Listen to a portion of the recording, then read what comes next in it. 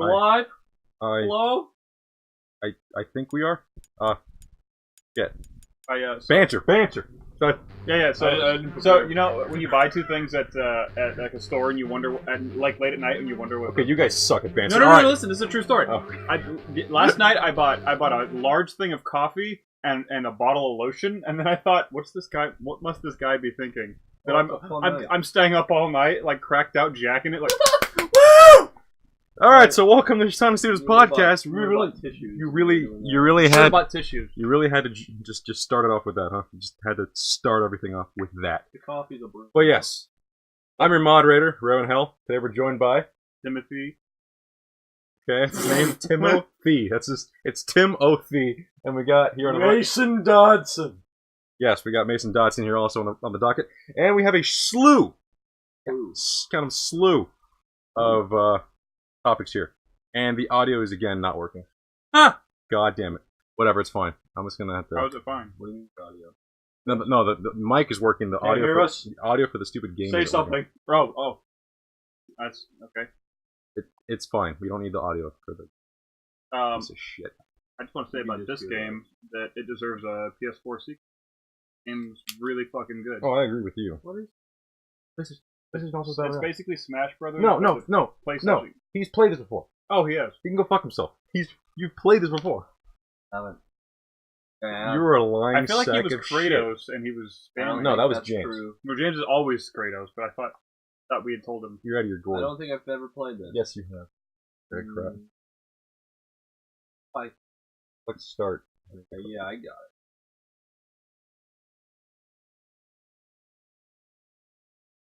No. Oh, look, Nate. Hey. Wait, yes, those two characters up there are infamous, even though I don't understand why they're That was a terrible character. Yeah, idea. Cole and Evil Cole is just That was freaking just- useless. Thank you. Yeah. Well, regardless, today let's get to the topics, and by the end of all of this, we'll be talking about It 17 remake / readaptation of the Steve. And we'll be doing a small review, and then we'll be doing a spoiler talk at the very end, so don't want anything spoiled for you. Out at the very end. But regardless, we'll let you know. Definitely, we will definitely give you a bunch of spoiler alerts. But yeah, for the time being, let's get to the topics. Oh yeah, sorry, gotta confirm. Yeah, we have a lot of random. slews. A lot of slews. A lot of sleuths. We got a slew of slews. You have a slew of sleuths? Is that what you do? Slew. Okay, so first things first, small thing. Toys R Us is in debt. I thought they've been in debt for years. What? Fucking like $4 billion in debt. How? Why? You know, Kids really not buying toys? Why did you think that they were in debt for years? Because kids aren't buying toys. I mean, Video games are taking over. Oh, wait, I got a theory on this though. You know how I don't know about you guys. My parents were usually too poor to actually buy me shit at Toys R Us, but they would take my sister and I there It was like an event. to run around. Yeah. It's like a... It's fun. You go to Toys R Us, like you buy stuff at Walmart where it's a little cheaper. Yeah. And then Toys R Us, you look at what you could potentially buy if you were a wealthy kid. Exactly. Yeah. Toys R Us was fun. Oh, I forgot I'm in this. That's too bad. But I honestly thought they were closing down for a long time. Oh. But yeah, right now they either have to pay, what is it, like $500 million or $400 million by the end of the year, otherwise they're kaput. And honestly, God, $500 million? yeah, well, because they owe that much, but you know you can pay it in installments. When you say who's owed this money? The IRS. They're in debt like fucking like Gotcha. loans Baby and shit. toys. Sorry, Like, my first thought was like the mob. They owe the mob that much money. mafia. No, like, yeah, no. Death to The real Smoochie, fucking toys. mafia. mob. Hey, you've been bringing a lot of great Oh, things you to my cunt. children. You are an actual. I don't give a shit. Fucking show. Oh, you like shooting? Oh, I'll show you. yeah. So One. Okay. fucking Cool.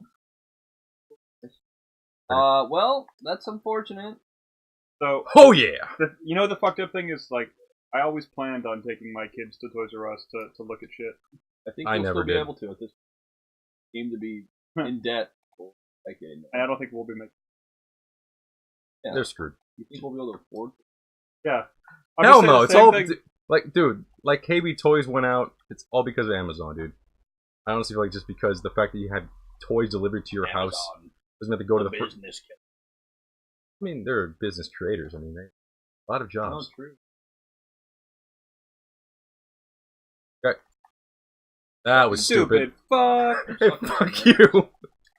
You're actually Like that? retarded. Take a chainsaw, Hey, man. shotgun. All right, let's move on to the next topic. Just a quick. Yeah, I don't know. I don't have anything else to say other than Fuck that's you. I'm so glad I didn't walk into that. Fucking piece of meat. Hey, hey, I'm not a piece of meat. Damn it. You know, it's really difficult to start reading goddamn things knowing you bastards will kill me. Yeah, well, maybe. Okay, so the next thing, small little thing. This was mentioned to us in the past, but I finally got around to check into it. Secret of Mana remake. Now this is one of the games that's actually going to be in the Super NES or the Super SNES Classic, so it's kind of useless to see it here. But at the same time, I didn't get my hands on Super NES Classic, so I'm kind of actually stoked to see this. So it's already built into the NES Classic? Yeah, as the original version is already in the Super NES Classic. But the new version is going to be a complete remaster with voice casting and everything. Fuck you! Fuck you! Fuck you! With voice casting and everything. New graphics. Gonna be the Vita and the PS4. The only problem is they're charging $40. Jesus. Granted, though, again, this is a remaster. When It's a brand new version of Are the you game. talking about like in the way that, like, not that they just smoothed out some edges, like they redid the art? Oh, and it's everything? completely brand new art. Yes, I win.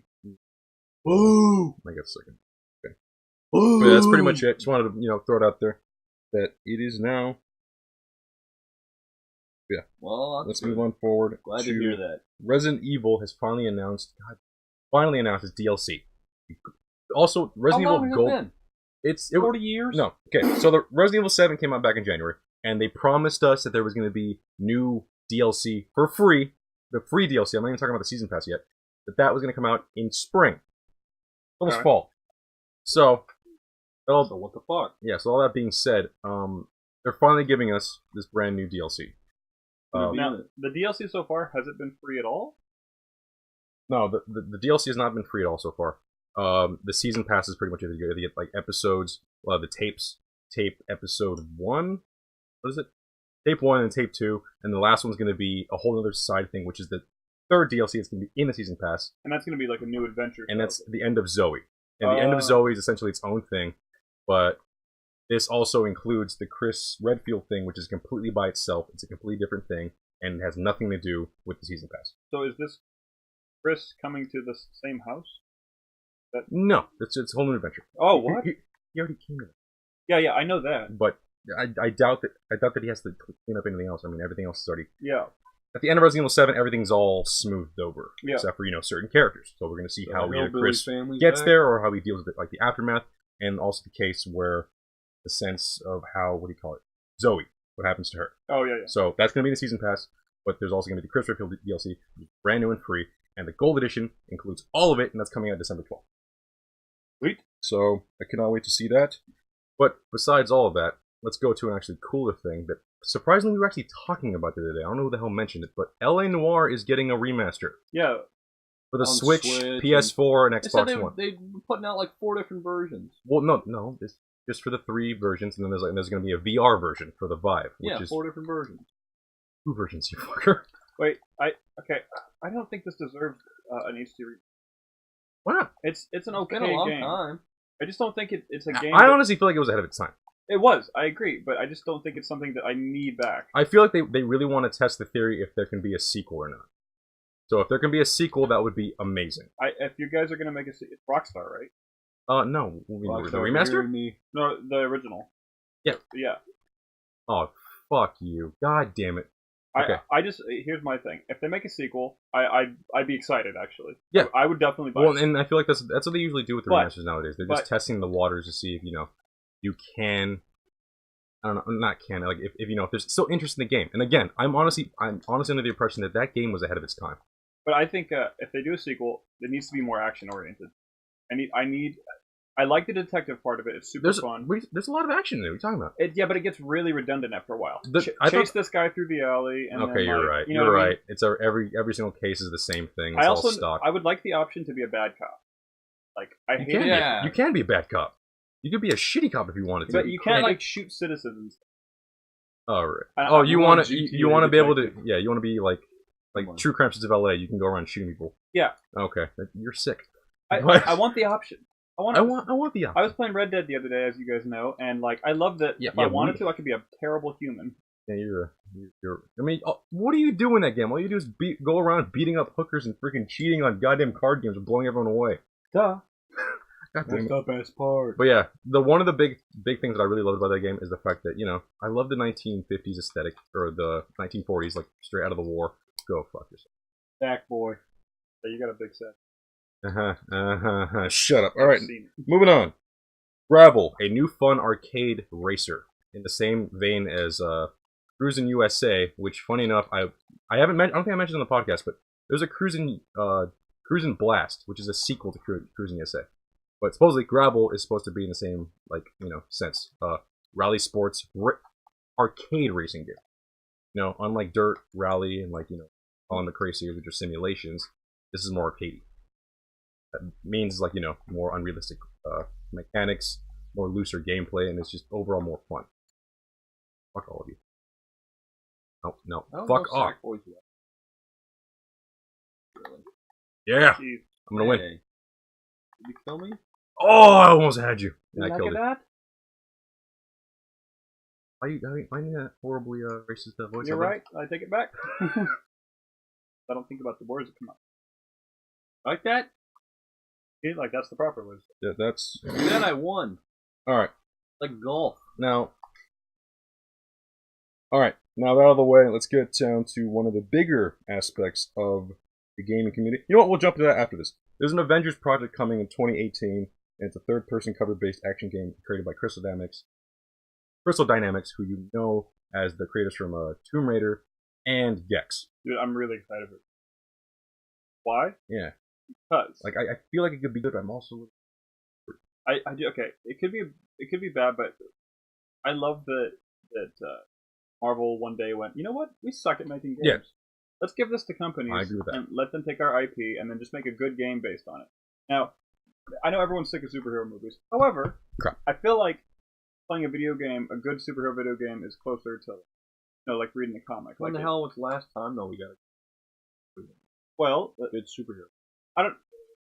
There are standouts. Yeah, I was gonna say time ago. No, yeah, you're right, but I don't think it's far enough, long enough ago that it's possible to get another one. And this new Spider-Man game, Batman Arkham really Knight. You mean Marvel? That's true. Batman Arkham Knight. Arkham Marvel series is a always big one that have been messing up, I guess. Yeah. Wolverine Origins, as we all know, is just and the Punisher game is amazing, which we played on a couple podcasts. I'll play it again, dude. It's just you've been obviously getting on my ass about not playing it recently, but you know what? I just want to play other games I'm getting. There's a lot of games on my freaking my list that I need to get through. Damn it, I'm really sucking with this game.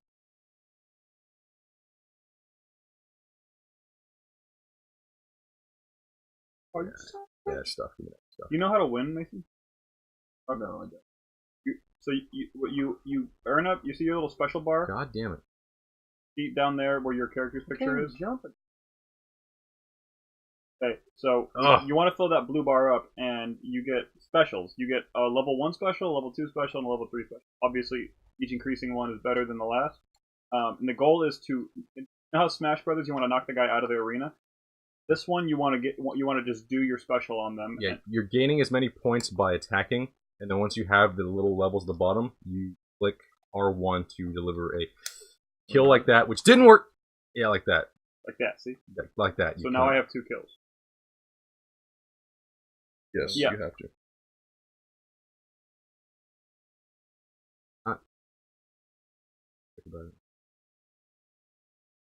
Or a piece of crap. Well, I can't even move, so. Well, how about you try fighting? How about that? Try that for once. How about you? How about you nut up or shut up? Okay. Nut up and. What are you saying? Okay, let's move on to the next topic. Next topic is, of course. You said everything you wanted for the Avengers thing? So I was gonna say, cover. Though what's weird to me, was interesting was the fact that it was cover based.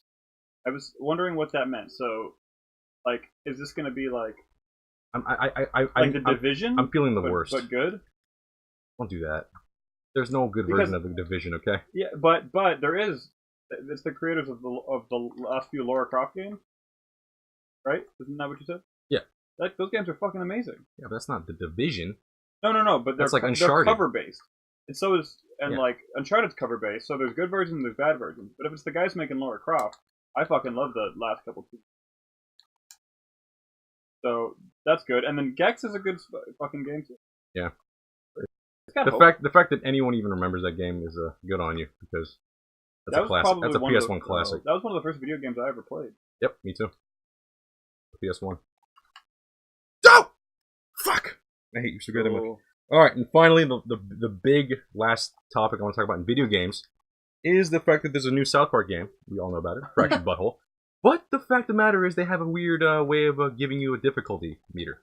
You know how, like, games have settings, hard mode, easy mode, all that shit. This one has... Damn it. Fuck you. This one has a meter that dials your skin tone. If you're white, easy mode. Black. Darkest part of black. It's harder. The game will be harder for you. Like Kenyan Dark?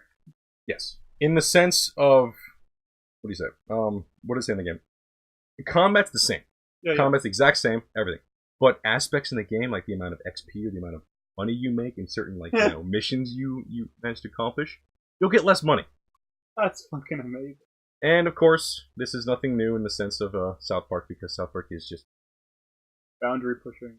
Boundary pushing, just hot spots of just social satire of that's ever come out. If you can name anything else, it's like just the king of just talking shit about society. Name it. Like they're going for the realistic. Yeah. What do you mean? Are you saying realistic? Are you saying that blacks are treated badly in this country? A shock. I agree with you. If that's what you're saying. What a concept. What a concept. But yeah, that's pretty much it. And honest to God, I just love the fact that CPU kit. How about that? Go proper rapper. Let's go for I'm excited for that one. Is it going to play the same? Happening. You just hit circle. I've been on my phone. Yeah. I'm looking at you. Yeah. So, hey, this is another. I just realized, like, superhero game. Oh my God, what? Oh, the Fractured Butthole. Like, I don't know if I would consider that superhero. Well, that's kind of what they're going for. Like, it's the Avengers. Yes. It's like, no, I'd say it's more like... Yeah. Actually, no. One side's DC, the other one's Marvel. That's the clear indication how, they've always been talking about. In the last game, like, you can get a wizard. Oh, like, in this game, can you, like, do you choose, like, I'm a Wolverine type of bad guy, I'm a Superman type, or good guy, I'm a Superman type of good guy, like, what's the classes? You don't have any information on that? Actually, no, I don't. I imagine you could be a good guy, could be a bad guy. Sorry, 1 second. You could be a... Oh, God. No, there we go. That solves it. Sorry, go. You could be a good guy, you could be a bad guy. You could be a middle guy. I do apologize. I think I had the mic set at the wrong volume. They were still hearing us, but now it's more louder. Oh. More louder. More louder. It's louder. God, I don't speak no good. English don't come out good in my vocabulary. Sorry. My vocabulary. Yeah, let's move on. Is there anything else you want to guys add about South Park Fractured Butthole? I mean, I just feel like that's just a great concept. Fractured Butthole. God damn it. Fuck my I hope ass. they're saving Fuck my tiny the world. ass. Who? In the game. I hope it's like... They always save the goddamn world. That freaking show, those kids are like... Heroes. Like the heroes of the goddamn planet. I love the idea, though, like that it's all in their head almost always. Is that a theory? Because that's not true. No, it used to be. It used to be like that. Then it became real. And then, like, especially like after season 5, it just started getting like. I don't know what you're talking about, dude. Like season 2, season 3, they had like huge epidemics. Leave me alone, damn it! The CPU is picking on me. Yeah, and it's fuck God. My ass. Oh, that didn't kill. Screw it. Yep. No, he's not. To check the we miss you, Amart. Why don't you watch our podcast anymore? Hold on. Was he there last week? Yes, but after this you losing thing is. You want to pause it? No, just once this is done. It was losing it a little bit, but we got it. God damn it! You gotta believe. Fucking cool.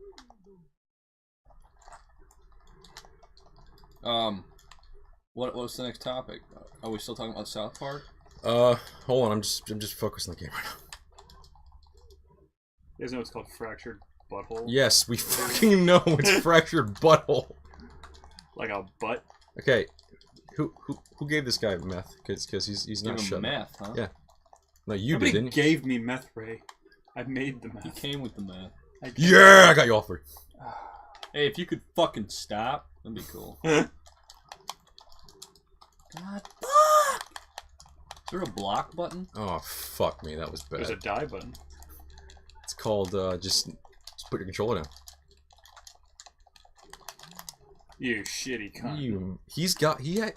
He's hustling us. I know for a fact that he's played this game before. No, I haven't! I've never played this, and you guys are just saying I'm a pro. played this game Wait, did we lose the computer? Hey, I did pretty good. What? We lost the computer. Yeah, we did. Like I said, you have to bring him down a little bit, otherwise he'll just Computer's destroy the us. And he best. did anyway, so... I don't know. Coffee? Yes, please. You want to get some coffee? Audience coffee? Audience? Coffee? Okay, so Mason just left the building, and you know what? I'm just getting real sick of him. I mean, I think we should get a new host because he's just constant. He's negative, arrogant. Negative He attitude. thinks he's the best looking in the group. Which is clearly bullshit. it's you. It's bullshit. Thank you. I didn't even expect it. Okay. And lastly, he's never once massaged my feet. Is that what you did? Is that what Kevin did to you? Is that why he was all Everyone weird? I live with. Is that why he was all weird about it? massages my feet. Okay, that's We haven't lived together yet. That- You know, so it's not gonna that'll happen. It's not gonna happen. That's now. what they all say. It's not gonna happen and then now. you just wake up. You just talking Hey, about me? no, of hey, course what's not. up, Mason? How you Of course doing? not. Okay, so Careful, it's hot. okay, cool. So we're moving Why on. does it smell like almonds? I put almonds in it. Huh? It's just almonds. Yeah. I made a pure brew. Cyanide smells and tastes like almonds. Bitter taste almonds. What are you whispering there? Nothing. Don't worry about it, man. Just don't worry about it. Fucking nothing, man. All right, let's move on to television shows, and this is a big one. And just keep rumors out of it because I don't want to put anyone in jeopardy. Rumors, huh? Trollhunters 2, season 2 is coming this fall. When you say rumors, do you mean things Yes. I might know that are inside information? Exactly. I'd rather not get anyone in trouble. You know inside And information, also, huh? I looked up That's true, what you because told we met me. that guy. There is Nothing. nothing. I looked it up too. I know. So apparently, there might be something of a change in the new show. All I'm going to say is I know who is going to take over after Anton Yelchin has passed away. Yes. And I will say, all fans out there, you'll be very That's happy. right. Yeah. We did find that information yeah. out. So, And legitimately, I've looked this up on the internet, and it is nowhere. But we have Which inside, I'm happy about. inside information Inside working in the film business. inside information's good, provided you stop soaping your ass. It is a great reference to a... Yeah, that's one of his good ones, right? Mr. Deeds. I love Yeah, Mr. I love Deeds. Mr. It Deeds. might be on my top That's three. one of my top, yeah. Yeah. Favorite Adam Sandler flicks. Back when he was good. Back when he was... Because John Turturro He was great never in it, good. too. Deal with it, boys. He was never good. I'm kidding. I tried to make my... Oh, I make them at home, just wasn't safe. We got some viewers out there. We got Who's Neptune watching? Fly High 95 yeah. says What up? hi. Neptune Fly High says, how you guys doing? What up, Wait, Neptune Fly Neptune High Fly 95? High and 95. Just the same. 95. It's the same dude. He's Oh, asking oh, hi and how oh. you doing. You asked hi twice, got it. How you doing, Neptune? No, one was a hi, the other one was saying an inflection of Hi, guys how you doing? They're the same thing. We're good, we're good. Fuck I'm doing off. good. These guys are children. We're children. How are you doing? You'll never know what we said. Okay, How are so you doing? what's going on? Okay, so the next thing up is, of course, we have some inside information, but season 2 is finally coming. And my God, if you watched my my review of Trollhunters, It's fucking good. I love it. I got all these guys to watch except for you. You haven't seen it yet. The best part about it is like the first 2 episodes. You're like, this is a kid's cartoon, and then Nope. fucking, it just takes off. It just got. You just got to let it build up a little It story. gets violent, sexy. Yeah, yeah. I don't know about the last one, The but trolls start banging Sexy. it out. it's not. No, You but- talking about Frasier? Frasier starts banging Troll Ron Perlman. I mean, obviously Grammar's in that? character. Yeah, Yeah. you know if you'd watch it, you know. But, Yeah, well. no. Pay attention. Okay. We've been playing the same 3 levels. Next up, this is something I know. This Yeah. is something that Kevin would have loved to talk about, but sadly Kevin is not here. The Umbrella Academy. Kevin died again. Oh, I know. He died again. When did he die the first time? Remember? Dickweed. When he wasn't there. You can't just die and what? He died. Then he came back No, last man, week. This is why He's dead again. This is why I was really Only George Romero would do that. George. Okay, that's a dick move, man. He's the You zombie. know, you know goddamn well that he can't do that. Okay, that hurt. Okay. Yeah, he's dead, Tim. Thank you, Captain Kevorkian. You guys. No relation. What to the guy, the serial killer who murdered people? He's considered a serial killer. Who? Oh, Kevorkian? Kevorkian? Fuck yeah. Nice. He euthanized a lot of people. Dude, he murdered people. Hey, I'm not denying it. And also, some people are on the, on the belief that some people didn't actually, know cool, what they I wanted. died. They were probably already all drugged out, and they probably just said yes to a question they kind of, had no control over. Sweet. Oh, it's not sweet. They murdered him. Regular Saturday night in Germany. Is he German? I don't know. Kevorkian. That doesn't necessarily. That doesn't sound like an American name. It's, Ian is like Polish, right? When it ends with IAN. That does sound. Oh no! It's Armenian. Oh, you're right. Yeah, Tankian. Okay, so why are we talking about this? Not to say. But yeah, Umbrella Academy. Let's go. Oh, okay, so we got a reply. Oh, well, I'm great playing some Xbox of Fallout 3. Nice. Fallout 3 is a great fucking game. Are you replaying? Is this your first time? Like. And also, are you a bad guy, good guy? You're gonna blow up Megaton? You're gonna kill a child? Yeah. Why would you kill children? You can't do that. No, you can mod it. You can mod it if you want to, you sick bastard. But it's not necessarily what you want. That, though. You just. Never mind. Okay, so yeah, Umbrella Academy. Now this is an manga. I have really I don't know. It's not a manga. It's an anime. Let's be clear. No. What is it? No, it is a comic book, American comic book written by the singer for. The singer, I believe, or maybe the guitar player for My Chemical Romance, which you would not expect to be good, considering we were just talking. We'll talk about that later. But yeah. Wow, I didn't know that. Teenagers. That's awesome. Gerard Way, I think is his name. Anyway, it's fucking fantastic. I love that you said that he's actually a singer because that ties into our next thing. But yeah, I want to hear more about this. Yeah. So it's a super weird comic that I have to read. Everyone needs to read. It should be on the top comic list of all time. The only reason it isn't is because he never completed it because he got too busy with all the touring and shit. Yeah, definitely. Busy. And by the way, I'd like to point out I'm not even a big fan of this band at all, but the comic book is the shit. It's basically it's a boarding school for sort of super powered kids. One kid is stuck in a child's body, but he can time travel and what the hell? And so he goes and fucks with time, and he's like kind of evil's not the right word, but way too smart for his own good. Bastard. One kid, I forget how, lost his body when he was little, so they put his head on an ape, like a large gorilla. Okay, yeah, that sounds about right. Marty Ellen Carr says, "Hello, mates. How you guys doing?" We keep going. Sorry. Hello, love. If I remember right, the daughter. I think the feed's just dead. Oh no, it's back. Hey, I'm gonna turn my phone's internet off. It's known to fuck with other people's internet. Is it? Okay. Because it's a piece of shit. Yeah, I don't know why the hell it did that. Yeah, sorry about that, guys. Connection failure. But we're back. I love how smooth it is on YouTube too. It'll cut. It'll come right back. So okay. It's kind of a little bit of it. I don't know why the internet's been kind of being finicky the last couple of days. Yeah, not like my mom. What, she'll cut. Finicky? No. Oh, like she never comes back. She never comes back. Okay, so thank you for the dark joke. I'm not joking. You're telling you sleep with her? Mom, if you're out there, come back. I have cigarettes for you if you need them. Oh my god. I bought all of them. But yeah, are you done with your... My point is, it's really good, and they're making a TV show on Netflix about it. And I don't want it to be live action because it's based on what I'm telling you. Oh, there's one more thing I have to tell everybody. Okay. There's two characters that are basically Jules and Vincent from Pulp Fiction. One of them wears a anime-looking dog hat, and the other one wears an anime-looking I don't remember even what it is. Maybe it's like a bunny. And they're crazy murderers, but they make jokes and stuff while they're killing everybody, and it's really uncomfortable. Did you hear the one about the da da da? Well, this comic's really graphic, by the way. There's blood all over the room. My Chemical Romance did this? The guy who wrote it, yeah. It's the guy who wrote it. He's the lead singer. Is the singer or the guitar player? I think his name's Gerard Way. It's really fucking good. I'm not I got into it because... And the illustration's good? Oh, the artist's really cool. It's really? Super comic booky.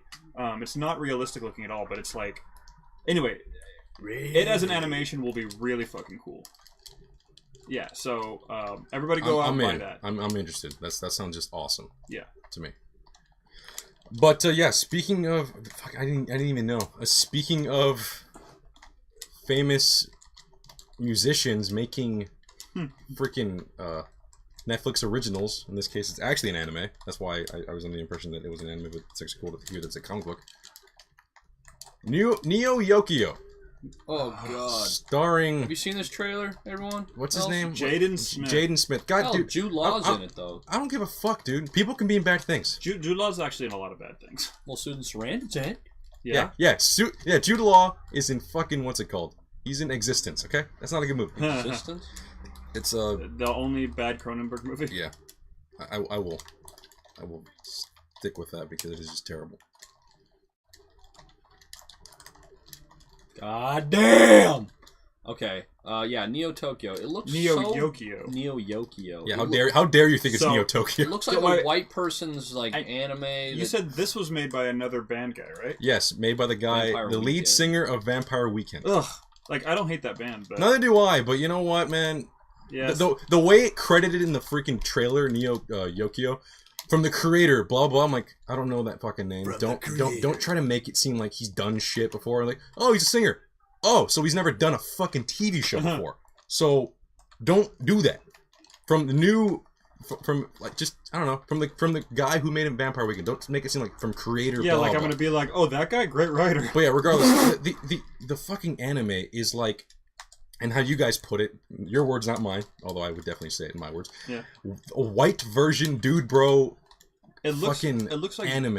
It's like a parody of anime, but that was the worst. Yeah, but I take it seriously. In the laziest, shittiest way possible. Like, and then just out of nowhere in that trailer too, like they wanted to be Boondocks for just 5 seconds. Yeah, that yo, dog, you gotta not that, get your set trip. That annoyed the crap because I was like, what are you doing? This isn't even like close to anything that would be fucking remotely watchable. Like, I get it, you're making a fucking joke. There's gonna be some people I think we piss off on here. I don't give a shit. I love Neo Yokio. It hasn't even come out yet, so they can fucking dude, the eat worst a part, dick. Yeah, it was like some people are actually, I've seen some comments. Most people are hating on this thing, but some people are like, well, I hate anime, so this looks kind of like my valley. I'm like no, okay, dude, just because you hate anime doesn't mean this is gonna be your fucking like bread and butter. This is up my alley. It's not really like making terrible things. It's not really making fun of anime. It's just like being a shitty version of it. Dude, it really pissed me off because it was like, okay, so rich kid boarding school. I've seen this anime before, but then it was like, what if people who like anime were in an anime? We've got jetpacks, we've got robots, we've got fucking Dragon Ball Z style laser powers. God, fuck me. Did I kill you? I suck ass at this game. I cannot get the hang of it at all. All of us are overtime. Wait. No, fuck you. Okay, fine. Yeah, it looks shitty, and also there was just some like Jaden Smith-isms that that they wrote in there just for him. He said something. Look, man, Jaden Smith, I get it. You got no fucking structure in your life, and I freaking love your dad because he's a great actor. And, yeah, and your mom, she's great too. Yeah, yeah, your whole family's fantastic. It's just Jesus Christ, God damn it. Oh, I'm not that. Never mind, I thought that was me. Sorry. Oh, you suck. Oh, we're all tied up again. Oh. I got the fish. I can win it. I got the fish. Cool.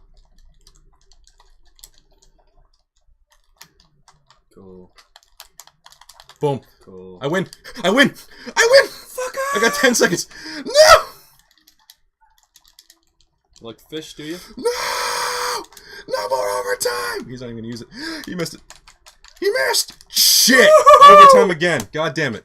No. Yes, it is over. Damn. 3 times AP overtime. Dude, just barely got all of us again? Damn.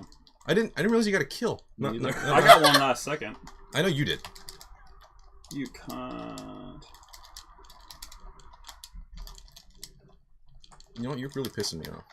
Piss this off, bitch! Yeah, you kind of missed there, pal. You son of a bitch. Alright.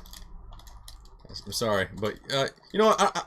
I'm actually glad that we're getting back in the game because I don't want to talk about Neo Yokio anymore. Yeah, it looks like shit at the end of the day here. It looks like garbage. Give it your own opinion. No, don't. Watch the trailer. Watch the trailer. Don't watch the show. Dude, here's the best part. I actually want to try to see how much of it we can watch when it comes out. I don't want to do that. It'd be really funny to do with like who greenlit this? Oh my god. Fuck me, man. Hey, you know who greenlit it? Jaden Smith's father. Will Smith said, "Yeah, you know, I'll talk to Jude My Law." son of a bitch, you won. You won. Fuck me, dude. Yeah, you won. You prick, you won. I'll run. God damn it, that was a close one. I like that one. You're doing good. Yeah, I'm real close. What the fuck? Never mind. I thought I was doing good. I think it just kept him in the game because it doesn't kick out the losers. The retards. Yeah, Hey man, wish we could do it a that's little not. faster. That's, you guys. It's not PC, bro. No, I don't. It's just you don't talk. How to long like have we that, been podcasting, by the way? For a bit. This thing's not. My phone's not. It's not updating. Yeah, I'm just trying to get. When are we switching the them games up? Hold on, we'll get there. I'm pretty ready. I'm ready. But yeah, next up, Yeah. just want to touch on the fact that there's now an LA Confidential series coming from the Gotham writer. Boo. It's like, you can't say... I've never heard a sentence that good and bad at the same time. Yeah, I don't like that Boo. at all. I love Marty Alencar says no sound. What do you mean, no sound from the game? No sound, yeah, or us. No, it's sound from us. I'm hearing it. Okay. It's kind of weird, but yeah, there's no sound from the game. Sadly, from this one, I have no idea why. It's odd. It literally was working earlier, but whatever. Yeah, LA Confidential series coming from a Gotham writer, and personally, no, I'm not about that at all. I gotta tell a story of the writer of LA Confidential. Yeah. He was on, I want to say, like Conan or something in like the 90s. Mm-hmm. He told this story. I tell everyone this. He was at a party in New York, and he went to this party, and it was all these big wigs, you know, a lot of rich people, and he's mingling, he's getting really drunk, and he blacks out. As you do. And he blacks out, and he wakes up in this girl's room, and she's knocked out, you know, and he starts putting his clothes on, and and when he puts his pants on, he checks his pocket, and his pocket is full of money. She paid him $300 to have sex with him, apparently. Oh. Here's the best part, though. He goes like, fuck, I gotta get out of here. He walks downstairs with this big building, opens the door. He's in San Francisco. How did he? Where did he wake up? Or where did he pass out in? New York. So what happened was, from what he can piece, he got fucked up. It was like, I love you. He's like, let's go to San Francisco. He was already rich at this time. I think she was too, considering the party. And they jumped on a plane because she's from San Francisco. Gotcha. And went to her place and banged it out. She paid him, apparently, because he had $300 extra, I think it was. As you do. And he was across the fucking country. That's wow. That's how it's done, I guess. So like the life. Where's that movie? Instead of this fucking Gotham writer. No. Bullshit. Okay, look. The Gotham writer's not a fucking terrible writer. I like Gotham. It's not a great show, but I do. You know, you haven't even seen more than one episode, so I don't trust him with LA Confidential, okay, which I also haven't seen. How have you not seen? I showed it to you, you jackass. Oh wait, yeah. Who's in that again? I forgot. Russell Crowe and Guy I forgot I Pearce. saw that. I did see that. Wow. No, I don't want that. Russell Crowe Pierce is a guy. Gotham. Russell Gotham Crowe and writers Guy gonna do Pearce. Whatever. You fucking. this? The Gotham writer, huh? With Yes. the wiener, by the way. I don't know what the hell's happening. You derailed the show every goddamn week. Well, I And you know, I'm getting sick and tired of it. It's the drugs. You're gone. What? You're not sharing? Okay. But yeah, let's. Do we know anything else that the Gotham guy has written? Not necessarily. Nah. Okay. I'm literally going because you know what, that whole idea that he wrote something a long time ago good doesn't. The fact of the matter is, Gotham's his only TV show, like huge, like right, claim to fame. So first up, they're only going to be adapting. LA Confidential is based off a book, yeah, which is part of a series, which includes Black Dahlia and all that stuff. And the main issue with that is the fact that, well, they're going to be adapting the book, so the movie shouldn't be a problem, right? Except that movie's really fucking good. Exactly. It's one of the quintessential movies. It's not even just a noir, or like one of the. It's like considered as one of the best movies ever made. And if you haven't heard of it, like look it up on lists. Like people always like give it just nothing but praise. And I'm one of those people because that movie is just amazing. Again, that made all those guys' careers. It revitalized what's his name's career. It started Russell Crowe's. Yeah, it started Russell Crowe's. It even started Guy Pearce's. Yeah. And it pretty much like it was like one of his A-list picks, I guess, for what's his name, Kevin Spacey. So that wasn't new to him. I'll sleep. No. Well, he killed me. No sleep from Brooklyn. You kidding me? Whore. Are you kidding me right now? You murdered me? Well, what's our next subject? Yeah. I'm done with Gotham, personally. LA Confidential. You didn't even fucking talk. What would that look like? I'm done with it. So the series, how long? The series is books? Yeah, they're big, thick books. Oh, okay. The series is books. I don't trust Gotham, the Gotham writer. I don't. I just don't like the show Gotham. I have seen multiple episodes, I don't trust and I'm just not a fan of it. I wouldn't shit on it, let me put it that way. I wouldn't just like... Son of a bitch. But I do not like. One thing I just want to touch on is the fact that none of us have really seen the last season. I just want to mention the fact that some big things have come up with Twin Peaks. The fact that the finales come out, and that some people are saying, what if they made like a new season? Well, apparently the way it's written, it ain't happening. So, by the way, we're not spoiling anything, so don't worry about that. We haven't seen it. But yeah, we haven't seen it really. So, but Lynch is saying he's tied it up so perfectly, or so, fucking weird way, because Lynch does. Everyone's been talking about how the ending was fucking bonkers. Yeah. But at the same time, perfect for what the show is. And it was so bonkers due to the fact that, or to the point that the song, the Twin Peaks, theme song, which is a quintessential, it's a freaking iconic 90s piece of, pop culture. Yeah. The singer, or the creator of the song, Julie Cruz, supposedly hated the show the last season so goddamn much that she just disowns everything about it, and she just hates the fact that her song is attached to it. So I don't know. Julie Cruz is already a strange fucking person as well, just as much as Lynch. I don't know much about her. Yeah. I mean, she. So two weirdos are fighting and duking it out. I mean, it was just words. It was just like, I don't like it. It's bullshit. That's it. All right. So yeah, just wanted to touch on that. Next up. Wait. Before we go to that, I want to say I'm really excited that this show is over, because I think everyone forgets, before Twin Peaks Season 3, David Lynch announced, he said, "I'm officially retired. I will never make a movie again." Aww. And then he made Twin Peaks and had so much fun because he had so much creative freedom that he said, "I'm back, baby. I'm back." So I'm so glad that because remember back in the like last year, it was like, all right, let's make this show, and I guess what was it, HBO? Yeah. HBO was like, you know what? I don't know if we're gonna give you the full budget. He immediately went, "I'm not making it." What? Yeah, like he has that. Stars, he has that much. He has that much goddamn pull. It's like if you don't give me my budget, which by the way wasn't even that big of a fucking budget. No. God damn it. But like if you cut anything, this is my fucking show. I'm not doing anything that I don't want.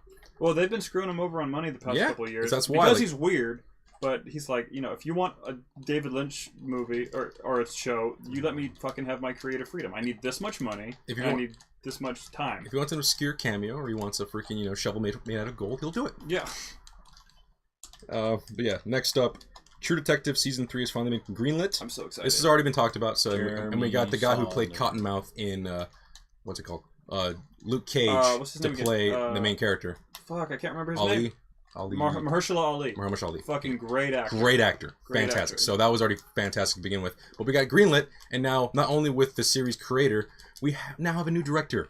The director is Jeremy Saulnier. Hells yes. Yeah. You haven't seen Blue Ruin or Green Exactly. Ruin? Yes. Some of the greatest movies, greatest indie movies, or just films in general of the past damn decade. This new decade. So I guess. Dude, now He really is 7 an years up and comer, and I I'm so glad remember he got this opportunity. Holy crap, dude! I'm so stoked for it. I know the last season got some flack because it wasn't as good as the first. It's because they just got too like weird with it. Yeah, and no, it's not weird. It's just the show was just like it became stock. Oh, it's like, what are you guys doing? Like, the reason why we loved the first fucking season was because it was unorthodox and it had like great tone. This one went for like a more grungier, like LA like cop tone. I was like, what are you doing? Like, we don't want to watch another NCIS or whatever the fuck. Yeah. So the cool thing about this series though is they keep getting fantastic directors. The first one had Cary Fukunaga, who's still a showrunner somewhat. Yeah. He's involved producing wise, and he's everything he's done I love, including the writing of the new It movie. Yes. Also. The second season, Justin Lin directed the first 4 episodes, and everything he's done has been super fun. But what I'm scared of is, with the last season, they had Justin Lin only do 4 episodes, and then he left. Cary Fukunaga did every episode of the first season, which I think made it iconic. Fuck me. And I just hope someone like Saulnier is there for the whole season, or at least as many as he can. Yeah. Because I think he has he has a certain style, and I'd like to see it consistently. I mean, he already has the cast, man. So yeah, I know. The writing is all we need for this thing to just go off without a hitch. Dude, and if I can for just a second plug his next movie, which go is ahead. So not even plugging. We're just fanboying about it. Yeah. You're not involved in it at all. Exactly. I'd still plug it though. I think it's called like After Dark or something like that. And it's written by his longtime collaborator, Macon Blair, who won Sundance. Hells yes. And it's about a hunter going into the woods to find a little girl because she's taken by wild rabid wolves in like North Carolina or something. Wow. That's the season? That's that's the Jeremy Saulnier's new movie that's coming out next What's year. that called? I think it's like near dark, after dark. That sounds awesome. Yeah, I'm super excited. He's so good at that kind of stuff. At crime, yeah, that's revenge, at vengeance, that kind of stuff. It's just glorious. Justice. He nails it, man. You guys haven't even seen season 1, have you? of what? True Detective. Yeah, no, I have. You have. I Yeah, have. you haven't. Oh, Mason would. Mason, you would it. fucking. You love would it. fall in love with it. Just every aspect of that show. That's you. That's I'm literally. on episode 2. All right, yeah, we did. I did show you We part watched 1, it and I did show you together. part 1. You're right. We just need to binge it like Fargo season 2. Well, we need to binge Fargo season 1 now because I need to finish that off with you. Yeah, Billy Bob Thornton. Beautiful. Yeah, True Detective. What I've seen of it, I love. But Oh, and it gets better. I haven't seen much. It just gets better and better. I love it. Can we play a different game? Yes, please. we will move on to good. Let's go for a more action-oriented, orientated kind of vibe. What are we playing here? Ooh, which is perfect because the next topic we're talking about is James Bond, who was a complete and utter inspiration for Indiana Jones, who was an inspiration for Uncharted. And my father. What'd you say? I haven't seen it in years. Did he go off adventuring or did he lie to you? Professor of Archaeology. Yeah. He just never came home. We named the dog Indiana. No. Should have Yeah, it mailed wasn't it to the Indiana, you're Marx Brothers. Should have mailed it to the Marx Brothers. But you didn't bring it with you. What have I done? Look what you've done, Indy. Look what you did, boy. Indeed. Okay, enough. This is Ming Dynasty. Enough reference. God damn it. Wait. Thank God, it's a fake. Why does your What? what's the actor's name that you're doing? Sean Why does your Connery. Sean Connery sound just like Bruce Dern? Bruce Dern? Where's the beef? Where's the beef? Where is it? Where's the fucking head open? I should have mailed it to the Marx. So regardless, It's in the same realm. So sorry. Speaking of Sean Connery, Sean Connery. James Bond, the whole IP is up for sale, and the big two that are eyeing it are Amazon and Apple. I just now connected. Sorry. I just right now connected that Sean Connery played James Bond, and he's also in Indiana Jones. Which is an inspiration. You really just got that? I just got that That's right why, now. Oh, God damn it. That just clicked. Audience members, we apologize. We didn't realize we were dealing with a moron. Oh, you didn't? No. For all these years? Hey, man. Well, yeah, now the mystery's solved. So, I guess this is old news, but Daniel Craig is going to be in one last time. Yeah, one more Bond. Do But the whole what? No, go ahead. The whole IP is up for grabs. Yeah. Yep. So if Amazon grabs it, they could do their thing. Apple, could you imagine? I was I don't- telling I Ray don't- this. James Bond using an iPod, like... Yeah, I Be, can't. be forced to use a fucking, an iPad going, Yeah. Q, here it comes. It's like, This is all Apple Dude, it products should be in my Amazon. car. Amazon I would be- really good with their movies. exactly. And they put them in theaters, Yeah, they would kill it. Which I is hope good. Amazon grabs it. which is good. Now, I'm tough competition. I'm also in the running for grabbing the James Bond IP. Yeah, You how much you putting on? You're out of your fucking gourd if you're thinking that's true. You know, maybe it's chump change to Amazon and Apple, but I'm putting my Go ahead and say, my baby. $20 down. You know, I If got 200. If no one grabs it, then Yeah. Going to me, Dude, yeah. what about the like in Putney Swope? There's just a loophole, like oh, Mr. Dodson, Kevin Breedall is in the house, not live. But wow, he's he's in the, alive. He's in the comment section. See, you got to stop fucking calling early. You're a horrible doctor. Wow. Calling it. You're not Kevin. He said, "Good God, Jim." Wow, slow clap. Good God, Jim. Okay, how you doing, Kevin? Doing good. Sad you couldn't be here, but I understand you had. What's Mexico Mexico like? engagements. Aren't you at work right now? No, both of you shut up. Okay, so Amazon is up for. You guys prefer an Amazon? I agree. I prefer Amazon. I agree. What? Oh, Has Apple bad news. has bears. Apple produced movies? no. So I don't know what the I think they did that Steve Jobs movie with Ashton Kutcher. I don't think they did I that. found it at the thrift store. What is it? We didn't Open that show up you. and look what's in there. We found some for Is your this multiple things? considerations. Got Sneaky Pete in there. I don't know what the fuck that is. So Sneaky Pete's the one that made With Bryan Cranston made. as the bad guy. Oh. What's the Jungle, Red Mozart, Oaks, what the fuck? Mine High Castle, Sneaky Pete. Yeah. Dude. So $2. Jesus. $2. $2. I love it. Dude, But these do not come out on DVD. They come out everywhere in that goddamn thrift store. I find them all the time. Jesus. So yeah, what I'm looking at Fargo right here season is 3 one of those for your consideration kind of things that come out for the Emmys. You know, if like it has the whole season of TV shows in like a couple of discs. These shouldn't be out in the wild, but I keep finding them. Yeah, you're and I not love it. supposed to get You're rid of not- them. you're not supposed to- You're supposed Amazon to either original return shows. them or get rid of them. And oh, I mean, oh god, I mean, I kind of spoiled which ones I have. Come at me. What you gonna do, Red Oaks? What you gonna By do, the way- Mozart in the jungle? Z just got canceled on Amazon, Ooh, but no one I gives like a shit. this. You never played this before, so I'm gonna give you control. Oh, this game's super fun. You Yeah. like Indiana Jones? No. Look who you talking to. He played Ferris and Horde in the great insane fan theory insane fan theory of the Shotana Studios video. I don't remember what it is. Wait. What? You know what? Can I jump to the next movie subject then? Because you just made me think. What? No. We're still talking about movies yet? Not yet. We'll jump to that. Even part. though, but why are we talking about? We're talking about. Well, I'm James Bond, talking about or- next up that you know how you're saying that Amazon's a salvation. Well, Oh yeah. digital only. You were telling me the other day Uh-huh. is that it could Oh. either be the salvation or where films go to die. I think yes. I have the opinion. I got a plan, buddy. I got you. I'm of the opinion that not Amazon because they put their movies in theaters. Mhm. That Netflix is a place for movies to go to die unless they're big movies. Hulu too. Hulu as I don't know. Are there Hulu original movies? They're thinking about it. Yeah. I know they do original movies too. Maybe not. I don't know. I knew they make original TV shows. I think Netflix is the equivalent of the DVD bin at Walmart that everyone passes by, full of shit you've never I think heard it's of. fallen that far. No, I don't know if it's fallen. I think it's just become the norm. No, so Oh. what happens is your big movies, Death Note, Okja, fucking all those are huge. Those are big name stars and directors. But the indie movies, the things they're getting from like Sundance and shit like that, with the exception of I don't feel at home in this world anymore because that won Sundance. Mhm. I think most of those movies disappear. And we were looking at movies the other day. I can't remember any of them now. And we were like, The ones on Views. no, not on Bayous. We were looking at movies on Netflix, and I was like, "Have you ever heard of this or this?" Because I haven't.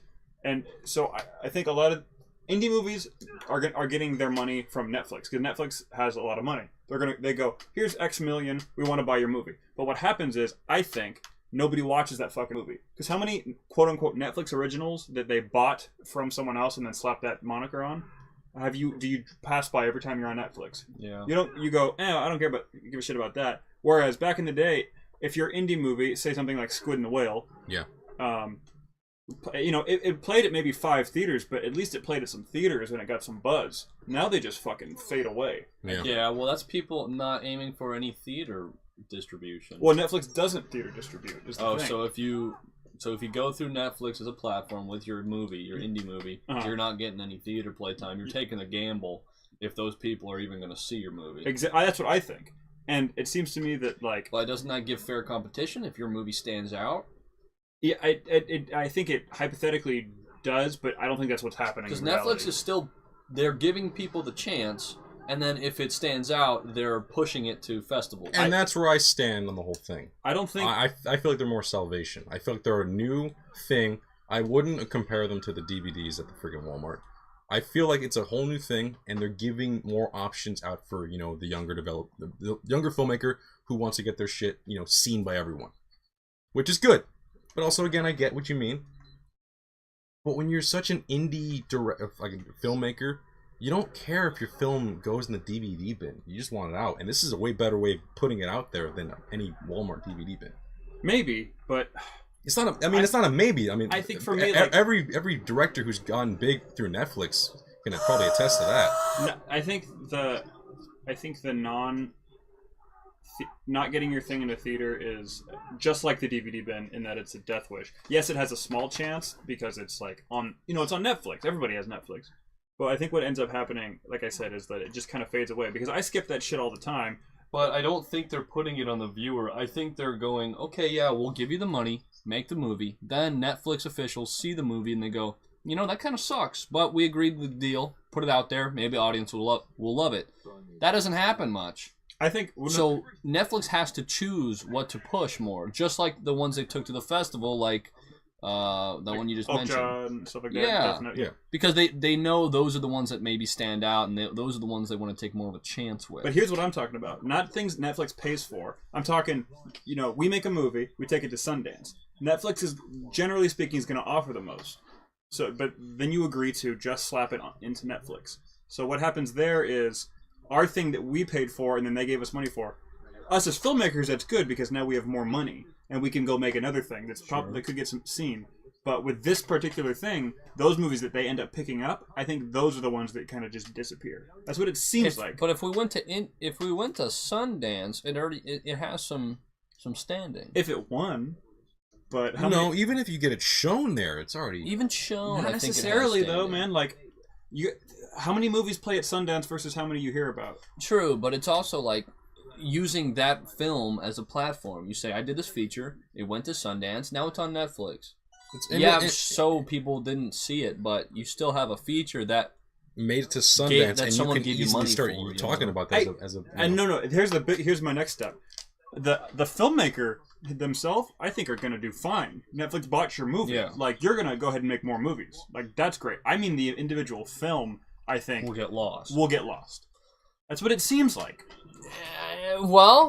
Maybe it's just how it is nowadays. I mean, I think so. There's so much out there. There's so much competition. It's so saturated. But I feel like it's unfair to compare it to the old days. Old days were different. That's true. That is true. It's a new... Yes, you can look at it that way, but the way how everything's digital only, it's the only... No, he wants to...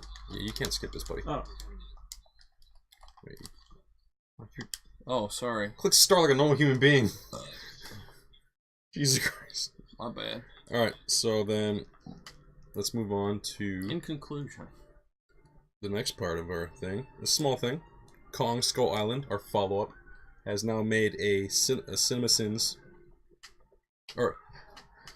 They've taken a nice little... The creator, what's his name? Jordan Vogt Roberts? Yes, he's taking a nice stab at Cinemasins by making his own video with honest trailers about shitting about his own movie. And he actually points out valid problems in his movie because, you know what? It wasn't about him being, petty and like, oh, my movie's perfect. That was never about it. It's the fact that Cinemasins, I'm gonna start pissing off little people. I don't give a shit, dude. I don't like Cinemasins. Me either. They fucking suck. They're not satire. Them making fun of shit with just like, oh, not enough tits in the shot. Ding! It's like, that's not a sin. That's just you trying to do filler, and it's not even funny. That would be funny if it was one-off, every now and then they throw it in. But it's constant. Every video. And you know what? And it kind of comes down to something simple.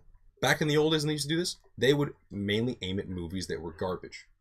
So when they would do it, they'd have a bunch of valid excuses, and they would eventually throw in like jokes like that. Yeah. Problem is, they do it so goddamn often that they're they've kind of screwed themselves out of ideas. Mm-hmm.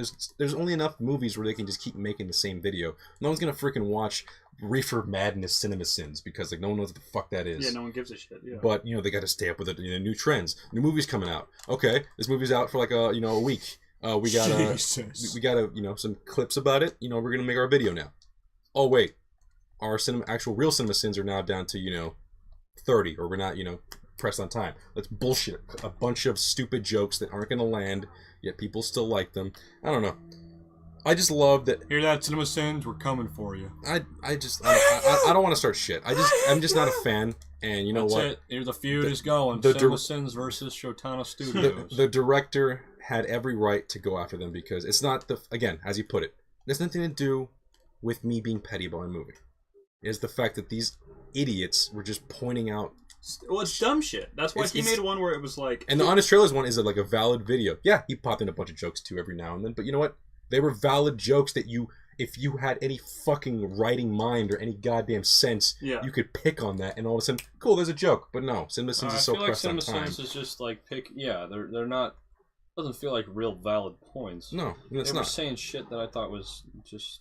If you could do to say shit, you could do the not enough tits in this shot after 5 like hard facts like but they do it every so often. It's like they do it like what's the first thing I think that Vogt Roberts one says? He's like typical. What he says something like typical blockbuster, too many characters, not enough exposition on all these characters. Bing! And it's just like wow, good job, thank you.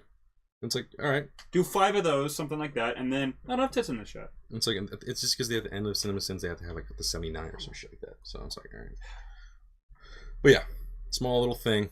Just pointed it out. We get it. I'm on the director's side. Side note, we finally all watched Kong Skull Island. Yeah, and great. loved it. Great fucking movie. We're a little late on that. Yeah, I want to take back anything I have said about negatively about that movie. From what I saw originally, I was like, yeah, it was just a standard movie. No, that was a... It exceeded my expectations. That was a dream, especially in my eyes as a person who loves video games, because my god, the amount of freaking references in that freaking movie are just incredible. Yep, anime and everything. Pop culture and just general. Next up, poster. New Murder on the Orient Express poster just came out. This cast looks awesome. Yeah. I only heard about it like slightly, but now the fact that there's a poster out and I got to see, everyone in their roles and shit. Oh my god. Who was it again? We got, Johnny Depp, Daisy Ridley. Mm-hmm. Johnny Depp, Kenneth Branagh, who also directed it, I think. Did he? Well, I'm already I think so. Kenneth Branagh knows what the hell he's doing. I'm trying to think of just names. Was it Stanley Tucci? No, he's not in there. Stanley Tucci is not in there. Okay. Murder on the Oriental. Controller. Oh, Orient Express, not Oriental. That is racist. I mean, it's still the Orient. Hey. Yeah. Okay, yeah. Johnny Depp, Kenneth Branagh, Daisy Ridley, Michelle Pfeiffer, There you go. Judi Dench, Penelope Cruz, Leslie Odom Jr. There's a black guy in this movie. Josh Why you gotta Gad. point it out, man? I just, What's wrong with you? it's when movies take place in certain times, I wonder if they liked black people in that time. Very true. I think okay, it's a fine. valid- Maybe that'll come to play. in the film. That he's black, like in I thought Hateful Eight. That was a huge thing about it. I can see it. Penelope Cruz, Marwan, something or other, Lucy Boynton. Oh, Olivia Colman. I've been around the station a few times. Yes. She's also great in freaking Broadchurch. She's a great Actress. My so god. good. Fantastic. Yeah. What the hell am I? See, this is why you gotta listen to the story. Now you're following your friend, and he's gonna help you. I don't like this guy. I got the feeling that something like Hateful Eight, since we said that earlier, might have helped get the funding for this, other than the great cast, because it's an Agatha Christie novel, and it's that whole thing where it's a whodunit, and so the whole movie's kind of like, one of you murdered so and so, and by the end of the movie, Which one of you was it? yeah, it was me, motherfucker. Excuse me. Who are you? Movie's over. Alright. The fuck? This looks fun. It's got a good cast. I like it when Johnny Depp's in something where he can actually try. Yeah, he's a great actor. He just needs to, stop saying yes to Tim Burton. Okay, so next huge thing, that a trailer just came out for a movie that I had no idea even existed. It's called The Current War, and it's basically Michael Shannon versus Cumberbatch. Oh, this looks and great. And Nicholas Hoult, yes, Nicholas as Hoult. Tesla, but Which is a big part of that story. I know. Michael Shannon can do no wrong. So Hey, don't tell him that, man. He's got a little. I love Michael Shannon. So do I. Yeah. he's so fucking He's great. paid his dues. Dude, I've actually been waiting for this movie for a while now, because it is the director of one of our favorites, Ray. The Sundance winner. Don't tell me it's him. Me, Earl, and the Dying Girl. Oh my. Same director. God. Everyone's been I'm like, in. what's he gonna make next? And I'm in then. Stop doing that with the fucking noise, god damn it. Okay. But seriously, that's him? yeah, that's him. Holy shit. And yeah, this looks good. Great cast again. True story. Here's my problem with it, based on the trailer only. Edison was a cunt. Yeah, I don't like that he's being shown as a totally hero. like the hero good guy. Like Westinghouse was steal also shit? a cunt. They're both cunts, and I hope that Tesla's like the guy who comes in and like, oh, both of you guys suck. Yeah. I hope they show that, like, how they screw him over and everything like that, because the history behind that is pretty crazy. Yeah, because dude, why are we showing sympathy to Edison? Edison was a horrible. It's weird, being. yeah. It's like, oh, he stole my idea, motherfucker. Hold on a second. You have no right to be saying anything about stealing people's ideas, dickweed. Okay, you are the prime example. At least nowadays, when everyone's realized all your bullshit, that you are one of the people don't want to look up to. I want to be like Thomas Edison. Do you want to be a thieving bastard and steal all your ideas? Yes. Well, at least you got drive in your life. So, in the trailer they show it's like a 2-second clip of him, and he's like messing with a movie camera that he quote unquote invented. Yeah, bullshit. And I remember I saw that and I was like, wait, don't say he did that. He fucking stole that. He stole a lot of his ideas. He stole, yeah. He made them better. Some he made better. Some he just stole outright. And then he started doing all that copyright shit, so you couldn't even like think of something, because the second he heard about it, he's like, oh, that's mine now, copyright. Yeah. It's like, what are you talking about? Oh, you gave me the paperwork. No, I was giving you... No, it's mine. Mine now. But yeah, regardless of all that, I did not know that was the same director. That's awesome. Yeah. Cumberbatch looks freaking fantastic. I don't agree that he should be portrayed as a good character. But we haven't seen it yet, and maybe they'll portray and if him... it's based on that book, then I think it's going to show that he's a cunt. Maybe they portray him just like they did with Jobs, or Michael Fassbender. Yeah, in Jobs. I would love that. That would be fantastic. Yeah. Because the trailer was making it seem like, oh, he's a true visionary. When you actually watch the movie, yeah, this is exactly how he was. Yep. Oh! Well, shit, thank you for fooling me. Unlike that other shitty Jobs movie with Ashton Kutcher. We're starting beef. With Ashton Kutcher. No. Hear that, Ashton? No. We're coming for you. The funny thing More is... like Aston. No. You're dead. Oh my god! Jesus Christ. Nice, you just landed on nothing. Next up... now it's gonna go to DC. Alright. Quick comic book shit. I'm getting sick and tired of talking about comic book stuff, but let's talk about it. Gavin O'Connor, the director of The Accountant, has finally been A-OK to direct and write Suicide Squad 2. Moving on. Wait, no, I have something to say about this too. What?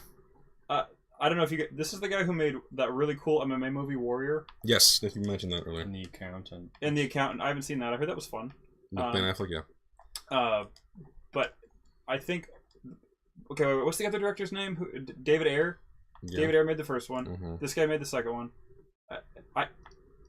Those are two, like, tough guy directors. Bless you. These are, like, two tough guy directors who make, like, good, like, masculine, like, you know, movies about, like, men, like, aggressive men, and like, men slapping each other's asses. men just men getting nude. 300 men. And it's okay. You gotta aim for the yellow stuff, man.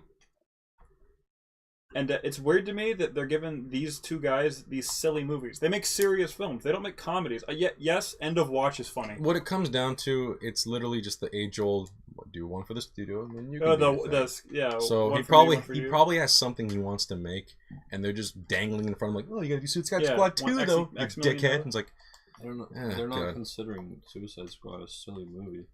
Oh yeah, sorry. The first one took itself too damn seriously to the point where it made me sick. It was funny because it wasn't serious at all. No, it wasn't. It was just god awful. I'll say this: I wish him the best, and I think he's a good. I agree. He's a good writer, and hell, he could bring it back if they don't give him, you know, like what they did with David Ayer. Like, yeah, you got 45 minutes to write a feature. Yeah, if Suicide Squad 2 is great, I'm not gonna be mad. No. I'm not gonna be mad at a good movie. I don't want them to make it, but since they're making it, yeah. Well, I hope it's an hour and a half of music videos again. Man, just fucking clean the slate.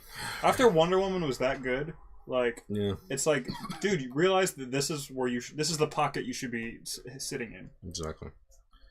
All right, now moving on to Suicide Squad, somewhat Suicide Squad news. Jared Leto, who played the infamous, I say infamous portrayal because it's bad, of the Joker, is a little confused about the fact that the Joker origin movie will not include him.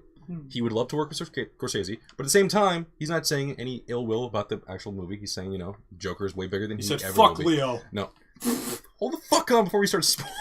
God damn it. Wait, Leo's involved? Leo might be the person, he's rumored to be the Joker, which is odd because why the fuck would he play Joker in an origin story when he's older than Jared Leto? What the fuck is going on? I don't fucking know. And again, going back to what Jared Leto was saying, is the fact that, you know, the Joker moniker is way bigger than he'll ever be, so I guess there is room in the freaking world for more than one Joker. But not at the same time. Animated and live action, yes. And maybe a TV one, fine. But having, like, 4 Jokers now, like, Mark Hamill's still Joker in people's eyes, and he's going to be that for the rest of his life. Right. Fine. You know, people, every now and then will get, like, another voice actor to do it, but he always steps down away from Mark Hamill. Last one was Heath Ledger, which was fantastic. Sadly, he died, so we had to move on. And now we have Jared Leto. And on top of it, going back to Gotham, we have the guy who's actually from... the guy from... What's that show? Whatever. The guy that plays the Joker, or Jerome, in Gotham is fantastic. So now we have 3 Jokers. Adding a 4th one, another live-action one, is just muddling up the works. It's just too goddamn much. And the fact that it's Leo... Look, I love Leonardo DiCaprio. I don't think he's gonna do it. I don't want him to do it, and I prefer him not to do it. Not because like, oh, he's a bad actor. No, it's just I don't want his good name being tossed through the mud. Yeah. Granted, Scorsese's involved, but at the same time, Scorsese produces bad movies sometimes. yes, He's just producing. Yeah. I know, but still, it's like this is just a weird. It's like I was reading. it's like Wolf of Wall Street meets the Joker. It's like, what the fuck is this shit? I'm not saying it's gonna go that route. That sounds ridiculous. I'm just saying, why these two? I want Leo. Dude, I was reading. It was like someone who works at DC, and they kind of wrote like an anonymous sort of letter, and the guy was saying, he said they don't want to admit this, but over at DC, after B versus S, BS, they started scrambling. They were like, oh, what the fuck do we do? Our last two movies are terrible, Suicide Squad and that. Then Wonder Woman came out, and after Wonder Woman came out and it was that good, they were like, oh shit, we need to hit that again. So that's why they're oddly going to they're gonna make Flashpoint, but they haven't done any origin for the Flash. There's never been a Flash movie. Never have it. We've only had a damn TV show in the 90s and the brand new TV show, which is doing gangbusters. Yeah. But again, you're not even doing that. You're just making an offshoot with a whole different series when a show is already doing way better of a job at portraying the Flash than you ever will fucking DCEU. And to do Flashpoint, well, one, it's not like Flash is like Spider-Man and Batman. You know the story right away. Like, uncle died, parents died, blah, blah, blah. We get it, right? I mean, granted, it's also not that hard to understand, but no, there are facets, especially if you want to understand Flashpoint. There's some certain things you got to know about the story. Which is my problem with the DC universe so far, which is that they've jumped into the middle without starting. They've got, what if Batman and Superman fought? Wait, what about the... Hey, people out there who have no idea about Flash, who's Reverse Flash? Right, exactly. The backwards version. What does that mean? Does he run backwards? He did in the old comics. I know he did, which is awesome. Which I wish they would still do. But my point... It might be too silly. My point I'm saying is... you're not going to know the fucking basics about that. And also, that character is so intricate of how his backstory and how it all goes into time travel and how it's just really confusing to understand. So they might do Green Lantern Corps, which is like, wait, nobody even knows this Green Lantern. You're just gonna go ahead, fine, do that. But here's the thing: could be good, if we don't focus on fucking John Stewart, yes, the Black Green Lantern, who is hands down the best Green Lantern. Oh yeah. Because, like I've told you before, this guy doesn't even need his fucking ring. He was a Marine. Yeah. And at one point, what was it? Like some villain walked up to him and goes, haha, I'm wearing yellow. I'm your weakness. You can't attack me. He literally takes off his fucking ring, punches the dude, and then puts it back on. And it's like, I don't need my ring to kick your ass, dude. Yeah. That's why I love John Stewart. He's the quintessential Green Lantern. And that's why But they're going to go with Hal Jordan. Wait, they are? That's what I think the rumor is. I thought they were talking about doing John Stewart. They were thinking about it, but I think they're really just going to be little bitches about it and just go back to Hal Jordan. And they might be like someone back to Hal Jordan. Yeah.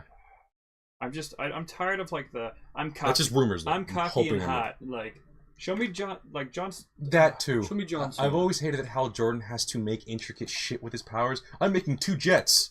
Fucking John Stewart's like, I'm just making 2 big ass rock looking things. And I'm just gonna smash you with them.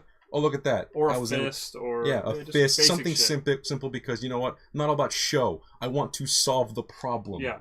He's really John Stewart's bad. Down to earth. Yes. But going on. Okay, so we're done with DC. We always do it to the DC. We just talk mad shit and we just go back. Kill me. Okay, next up. I'm glad you added this. Drew Goddard is now full steam ahead to direct and write X-Force, with Deadpool leading the Black Ops force at Fox. What? At Fox. Yeah. Is it made by Fox? The studio Fox wants to make it, and they got Drew Goddard. Yeah, and we're gonna have Deadpool, which of course is Ryan Reynolds, and Cable. Cable's also in the team. Yeah, Cable. And they're gonna be leading this. I don't really know much about them, but I did check a little bit. The X-Force. Yeah, I don't know. Badass. I don't know too much except that Drew Goddard. It's good fodder for Drew Goddard to have fun. Yeah, especially with Ryan Reynolds. I think they're gonna do. You know how Deadpool breaks the fourth wall and all that. Yes. I think they're gonna cut him back a little bit. I think they're gonna make it a little more. Not serious is the wrong word, but I don't think he's gonna be super fourth wall breaking like he is in the Deadpool movies. Yeah. I think they'll tone that back a little and just make it a straight action comedy. That's what I want. Because he's a great writer. He's hilarious. I love Cabin in the Woods. Cabin in the Woods, dude. You and me clapped at the end of that. We bowed. I was like, that was the greatest quintessential goddamn parody horror movie I've seen in years. Which, if we watched the last podcast, thankfully, we're having a nice horror renaissance.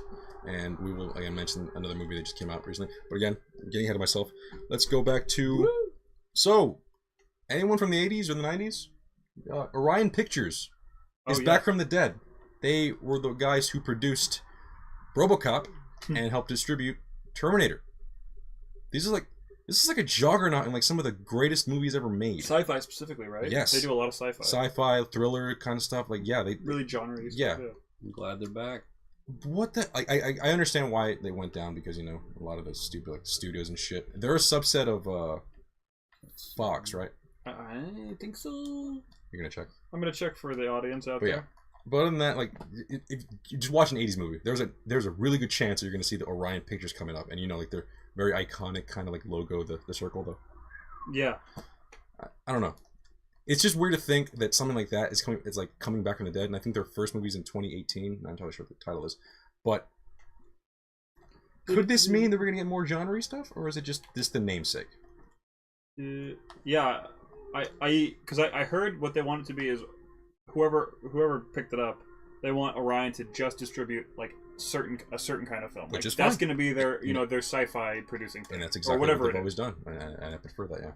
Notable films. Oh yeah. You know, just start. Amadeus. Which is Purple Rose of Cairo, Platoon, Hannah and Her Sisters, Hoosiers, RoboCop, Bill Durham, Mississippi Burning. These are all classics. Crimes and Misdemeanors, Dancing with Wolves, Silence of the Lambs. See, I wouldn't say. I'd say more thriller and like yeah, you know, you're right. Romantic. See, I would say Hannah and Her Sisters is more like a darker kind of romantic movie. Yeah, because it deals with like, you know. These are all, by the way, infidelity and everything stuff I'm like that. reading here is Oscar nominated. Oh hell yeah, dude! It's like there's a reason, like it's a big deal we're even mentioning. Like, why the hell would I give a shit about Orion Pictures coming back? Well, it's because they're pretty much known for producing and like distributing some of the best movies ever made, especially in the 80s. Yes. Goddamn. So I'm glad to see you guys are back. Can't wait to see what you guys do next. And their next movie, I believe, is what, 2018? Yeah, it said 2018, but it doesn't say what. Okay. I feel like there's a name out there, but it's fine. Da-da-da. All right. Next up, huge thing. Episode 9 director is out. Colin Trevorrow. Yes, the guy who made he made a Book of Henry recently. The Book of Henry, which is supposed to be terrible. Dude, people are comparing that to be like, if you're gonna make a triple feature, you'd watch Birdemic, The Room, and then Book of Henry. I heard it was bad. It's terrible. Whoa, dude, it's bad enough for freaking not just Marvel, but Disney just go, oh, well, fuck that. Bye, sir. What are you talking about? I made you guys money with Jurassic World. I'm sorry, dude, but you clearly can't make a movie. He has made one good movie. Yeah, the time travel one. Yes, Safety Not Guaranteed. Yeah, yeah. I love that thing. That thing was a good movie. I wasn't even against him necessarily. No, it's based on you know, Jurassic World. Exactly. I wasn't necessarily against it, and not that I like that. I blame movie. the writers more for that, but I realized, oh wait, he's one of the writers. So. But yeah, he's out.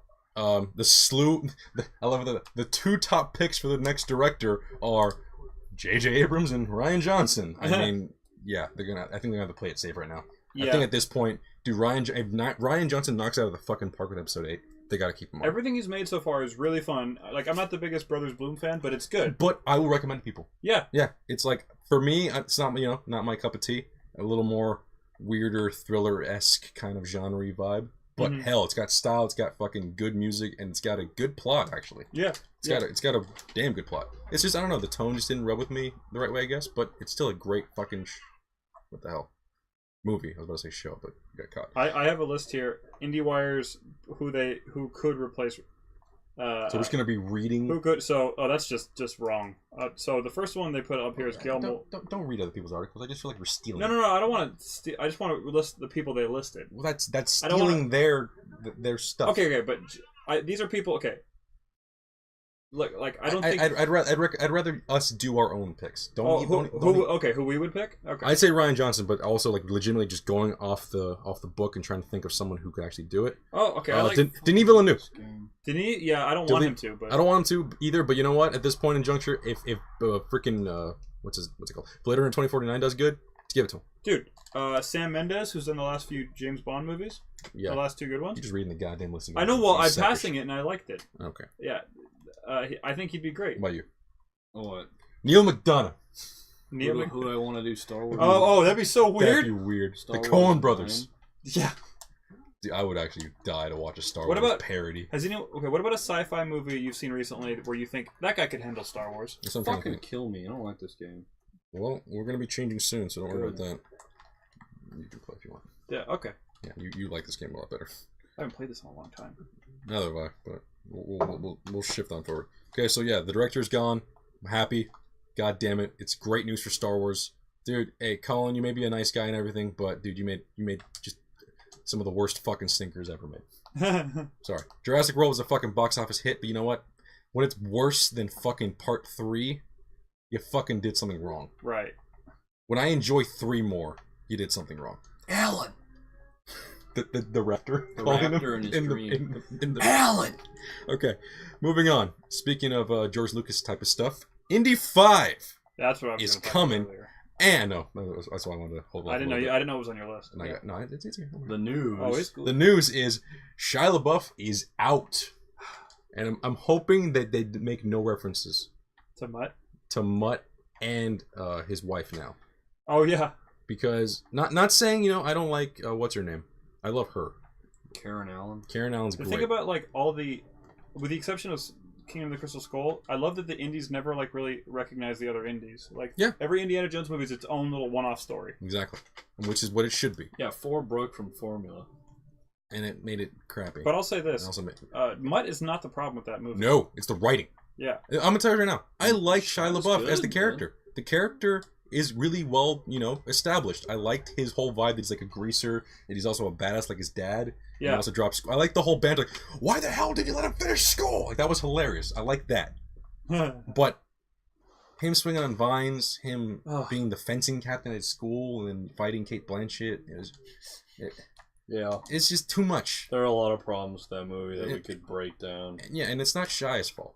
Although, Harrison Ford has someone else to say. What did you read about? Harrison Ford, you mean? Oh, I was reading that Shia was saying that it's, I don't know, talking about how it's the actor's fault for not making the stuff look realistic. You mean the enough. writer's fault?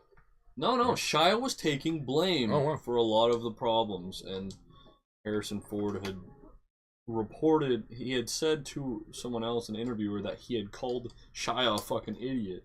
Because it's not, it's the writing's, it's also the writer's job too. To, make a good damn story.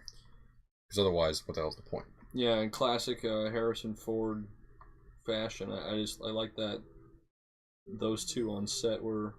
It was a good chemistry. I like the fact that he was like, oh, he's his son. Like, I could see it. I mean, for the longest goddamn time, Shia LaBeouf was being boasted as the next Tom Hanks, which I don't... I definitely never saw that. No, but I saw it a bunch of... I saw some stupid magazine boasting that shit, and I was like, can he just be Shia? Can he just be, his own fucking thing? No, he's gotta be the next Tom Hanks. I don't remember Tom Hanks being on a damn Disney TV show and then being like a comedic character. I don't know. That's just me. But yeah, Shia is out. Bummer, I guess, in a sense, but at the same time, it's not his fault. No. I wouldn't blame him. No, and yeah, Shia was, I think, criticizing Indiana Jones. I pulled up the article because I didn't want to misspeak. Okay. LaBeouf said he dropped the ball. He was taking a lot of the blame. And then Harrison Ford's like, no, fuck that shit. It's not your fault. That you can't put all of it on you. It's a whole... A movie is multiple people. It's a fine working old machine, but if if the writing's machine not there, sucks ass, if the acting's not there, I mean, obviously Spielberg's going to bring the directing, but exactly. As writing goes, as George Lucas now puts it, I don't give a fuck. So that's why we got Indy 4. We don't have any other news though on Indy 5, huh? No, that's pretty much it. That's it. Just that Shia's not in it. Yeah. Do we know who's writing it even yet? The writer said Shia's not in it. Oh, is it Lawrence Kasdan? Who's written like the past? Well, I kind of want to move on. I mean, I don't want to just stick with Indy. That was just a well, small fuck thing. it then. Move on. Yeah. You want to talk more about Indy? David Cope is writing the screenplay. Oh, okay. Different. That's a new screenwriter. Yeah. It's fine. He's done stuff before. But... The Crystal Skull writer. All right. Since seeing as how you have a little sand in your vagina, let's move on to the next part. Hostels. Yeah, baby. Hostels. Now this is a brand new movie. It's coming out this Eli year. Roth. Just kidding. No, Hostiles. Just Sorry, kidding. Hostiles. I apologize. The trailer's out now, and starring Christian Bale. Yes, and it is set in the Civil War. Yeah, I think, or just past it, or is it Scott Cooper around that area? It's 1800s. Scott Cooper did Out of the Furnace, also with Christian Bale. Yep. And then he also did Black Mass. Black Mass. That Recently, Johnny Depp, which is a great damn movie. Yeah, Pick. it's got some problems, but I really like it. Pacing's wrong, but it's because they were following. They were following the story. We love his movies. Oh yeah, I really do. Oh, I love Out of the Furnace. We love his character work. Hostiles is already getting buzz. Yeah, he got reviews already. The reviews are fucking great. Yeah, they're saying it's his best movie. Goddamn, dude. I love Out of the Furnace, so Holy that's shit. crazy. Yeah. Also, it's bringing Ben Foster and Christian Bale back together in a western. So good. Because since 310 to Yuma. I love that movie too. Those two are great counterparts in that. So it's good to hear that it's already 100%. I mean, because I know nothing about it. Yeah. I know nothing. Me either. I'm the one. Well, no, I'm like, I haven't seen Out of the Furnace. Oh, okay. I'm blind compared to you guys. Oh, you gotta watch Out of the Furnace. I know. I you guys have been telling me. I don't have all the time in the world. Woody Harrelson's in it. I need to rewatch that one too. Oh yeah. You know what else Woody Harrelson's in? True Detective. You should watch that. Mic drop. Wait, don't drop the mic. It's gonna break. Yeah, I'm really excited for this one. If you haven't seen the trailer, it looks pretty fucking sweet. Westerns, I hope to see more. I mean, hey man, they never go away really, but I'd like to see a trend. There's just only certain people who can do them right. It's not even a trend, dude. Westerns have never died. Westerns will never die. They've always been coming out. It's just whether they're good or not. Yeah, that's true. It's not even like a renaissance. Like there's. If they're good, they stand out, unlike Hollow Point, which was... Well, what the hell's Hollow Point? It's a shitty Netflix movie that Ian clearly McShane, was just... Patrick Wilson. Yeah, that's clearly just banking on the hype that Patrick Wilson was, a no-nonsense cop in Fargo. So this thing, he's like a sheriff. I really like him, so he's in a bad Western? Yeah, it was the writing. It's not him. Like the writing's modern, terrible. It's like a modern... I'm sorry. We didn't even finish it. The editing, I seriously, the pacing was way off. I seriously fucking doubt that if we kept watching, we didn't would have loved finish it. Yeah, we couldn't keep going. It was bad. Dude, there's a point where he walks outside of the freaking police station. He gets shot at, and then some lady sticks her head out her window, or the lady who works at the police station with him. Hey, you okay? Someone's on the phone for you. What the fuck? I'm like, you see, you're going to comedy, or? And then they immediately cut away. They never. It's bad. It never explains what the fuck that was. And excuse me, sorry. And the scene starts off with an extreme close-up of him eating cereal. Oh my god, I hated it. It was just him eating cereal out of a bowl. And it's not even like a good payoff of why they're doing that. It's just he's eating cereal. It's like that. It's like classic. Get it? Detective talking to no one. Talking the case out in his head while eating. It was milk is dripping down his. They thought they were being fucking clever, but it was shitty. That's how I'm eating cereal. All right, one more thing before we get to the big thing. Just want to talk about this. The Freddie Mercury biopic, as we've already talked about this, I believe. Yeah. But now we have an image, and you know what? Any single bit of doubt that I had in my mind of Rami Malek playing him justice is gone now, because he now looks just like him. Holy crap! Look up the photo on Google. He looks just like Freddie Mercury, and with Rami Malek already being an amazing actor, I'm pretty sure he's gonna get that vibe down. If he got the look down and the mannerisms, just him standing like that, I'm like, yeah, dude, he's working hard for that role. Dude, and it's Bryan Singer who he's got good movies, he's got bad movies, but if it's one of his good ones, like his good ones are always really fun. You can tell when he cares, when he has passion for it. Yeah, Days of Future Past, I know everyone loves. Yeah, I hope this Freddie. I mean, it's a big deal. They really haven't done a Queen biopic, have they? No. So they shouldn't. At least big deal. Freddie Mercury. At least they shouldn't have before. Big deal that he nails the role, and it's a big deal that the director gets the fucking film right. You don't want to end up with something like The Doors. Hey guys, remember when? Which I will say this about that does bring up an actual valid point though. If he nails the role and then the movie's mediocre, it gets forgotten. I mean, look at The Doors. I mean, Val Kilmer became. Jesus, was he Jim Morrison? Yeah, Jesus Christ, what are you doing? Jesus, was he Jim Morrison? I was saying he looked just like Jim Morrison. Yeah, okay. And no, not only does he look like him, but the goddamn singing. Yeah. The actual band members of the Doors were Rami like. Malek could sing. Oh, that's him singing in the movie? Yeah, that's all him. Oh, that movie's not good, but. No, but yeah, he got the role down perfectly. Yeah. Yeah, the Doors movie blows, but the role that was the role of his lifetime. It's just too bad the movie sucked. Yeah. Yeah. Wait, before you go, do you guys remember that Bryan Singer was accused of rape? Yeah, I heard about that. That kind of just disappeared. Sexual allegations. Well, was it true? I don't know. If charges can't be brought up Granted, that's not a good thing up because remember what's it called? That one movie about the blacks rising up. What's it called? The Black What? No. Yeah, I know what you're talking about. Birth of a Nation. Birth of a Nation. It's supposed to be really good, but it's supposed to be really good, but the guy who made it. Yeah. Oh yeah, Nate Turner. Nat Turner. Nat Turner's. Yeah, that sucked because he has a good look. Yeah, because the original movie is, of course, the very fucking racist movie. But the newer one is, you know, an actual thing that happened of a group of black people, slaves, whether it be... The Nat Turner Rebellion. Yeah, Nat Turner Rebellion. Of them rising up. Well, guess what? The writer and director of that was also accused of rape. But, you know... Not just... he was convicted of it. No, his friend was convicted. He got off. He got off, but guess what? Just because he was, you know... exonerated doesn't mean he didn't do it. Yeah, exactly. And well, even his speech was a little. So fishy. yes, I will go back on what I just said about the Bryan Singer thing. Just because he wasn't fucking, you know, convicted doesn't mean he didn't do it. Jesus. Although, in this case, it's a little more weirder. So I'm gonna completely retract my hand from this fucking card game, and I have no idea. Yeah, I have no opinion on it, and I like Rami Malek. Nate Parker. That's the guy. Nat Turner is the guy. No, Nat Turner's the person who likes to in real life. Yeah. Nate Parker's the director. Yes. You got Sorry, did I say Nat Turner? No. Nat Turner is the guy who the film is about. I know. Nate Parker's the guy who wrote and directed it. That's who. Yeah.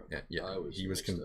His friend was convicted of rape, and they swear that he was there. He just got exonerated, which is bullshit. But regardless, let's move on to the Netflix original, Gerald's Game. I finally watched the trailer. Yes, and so did he. What do you think of it? It looks cool, man. It's I honestly loved it, and I cannot wait to see more, because being a big Stephen King fanatic, and we will definitely touch on that a little bit soon, but this looks just incredible in the sense that it's one of those, it's like Misery, in the sense, like, this girl's just trapped in this one area. Yeah. But, you know, we're able to explore more about her emotions, her, you know, mentality, maybe, you know, flashback sequences. Same thing with, like, Buried or, like, 127 Hours. Yeah. Like, we're able to, you know, experience more. But with Stephen King, we can go weird. Yeah. So, this is already showing that it's going to get really, really odd and really kind of terrifying, at least for the character. I don't know if it's going to be terrifying for the audience, but they're definitely going on some dark themes here. And, my God, I'm actually excited. I'm not just going to trust that Stephen King is going to lead the way. The trailer, to me, I don't know. I just don't... I don't even really want to watch it. I don't know. It didn't really pull me in. The story, or when I was reading the plot of the actual story, I was interested.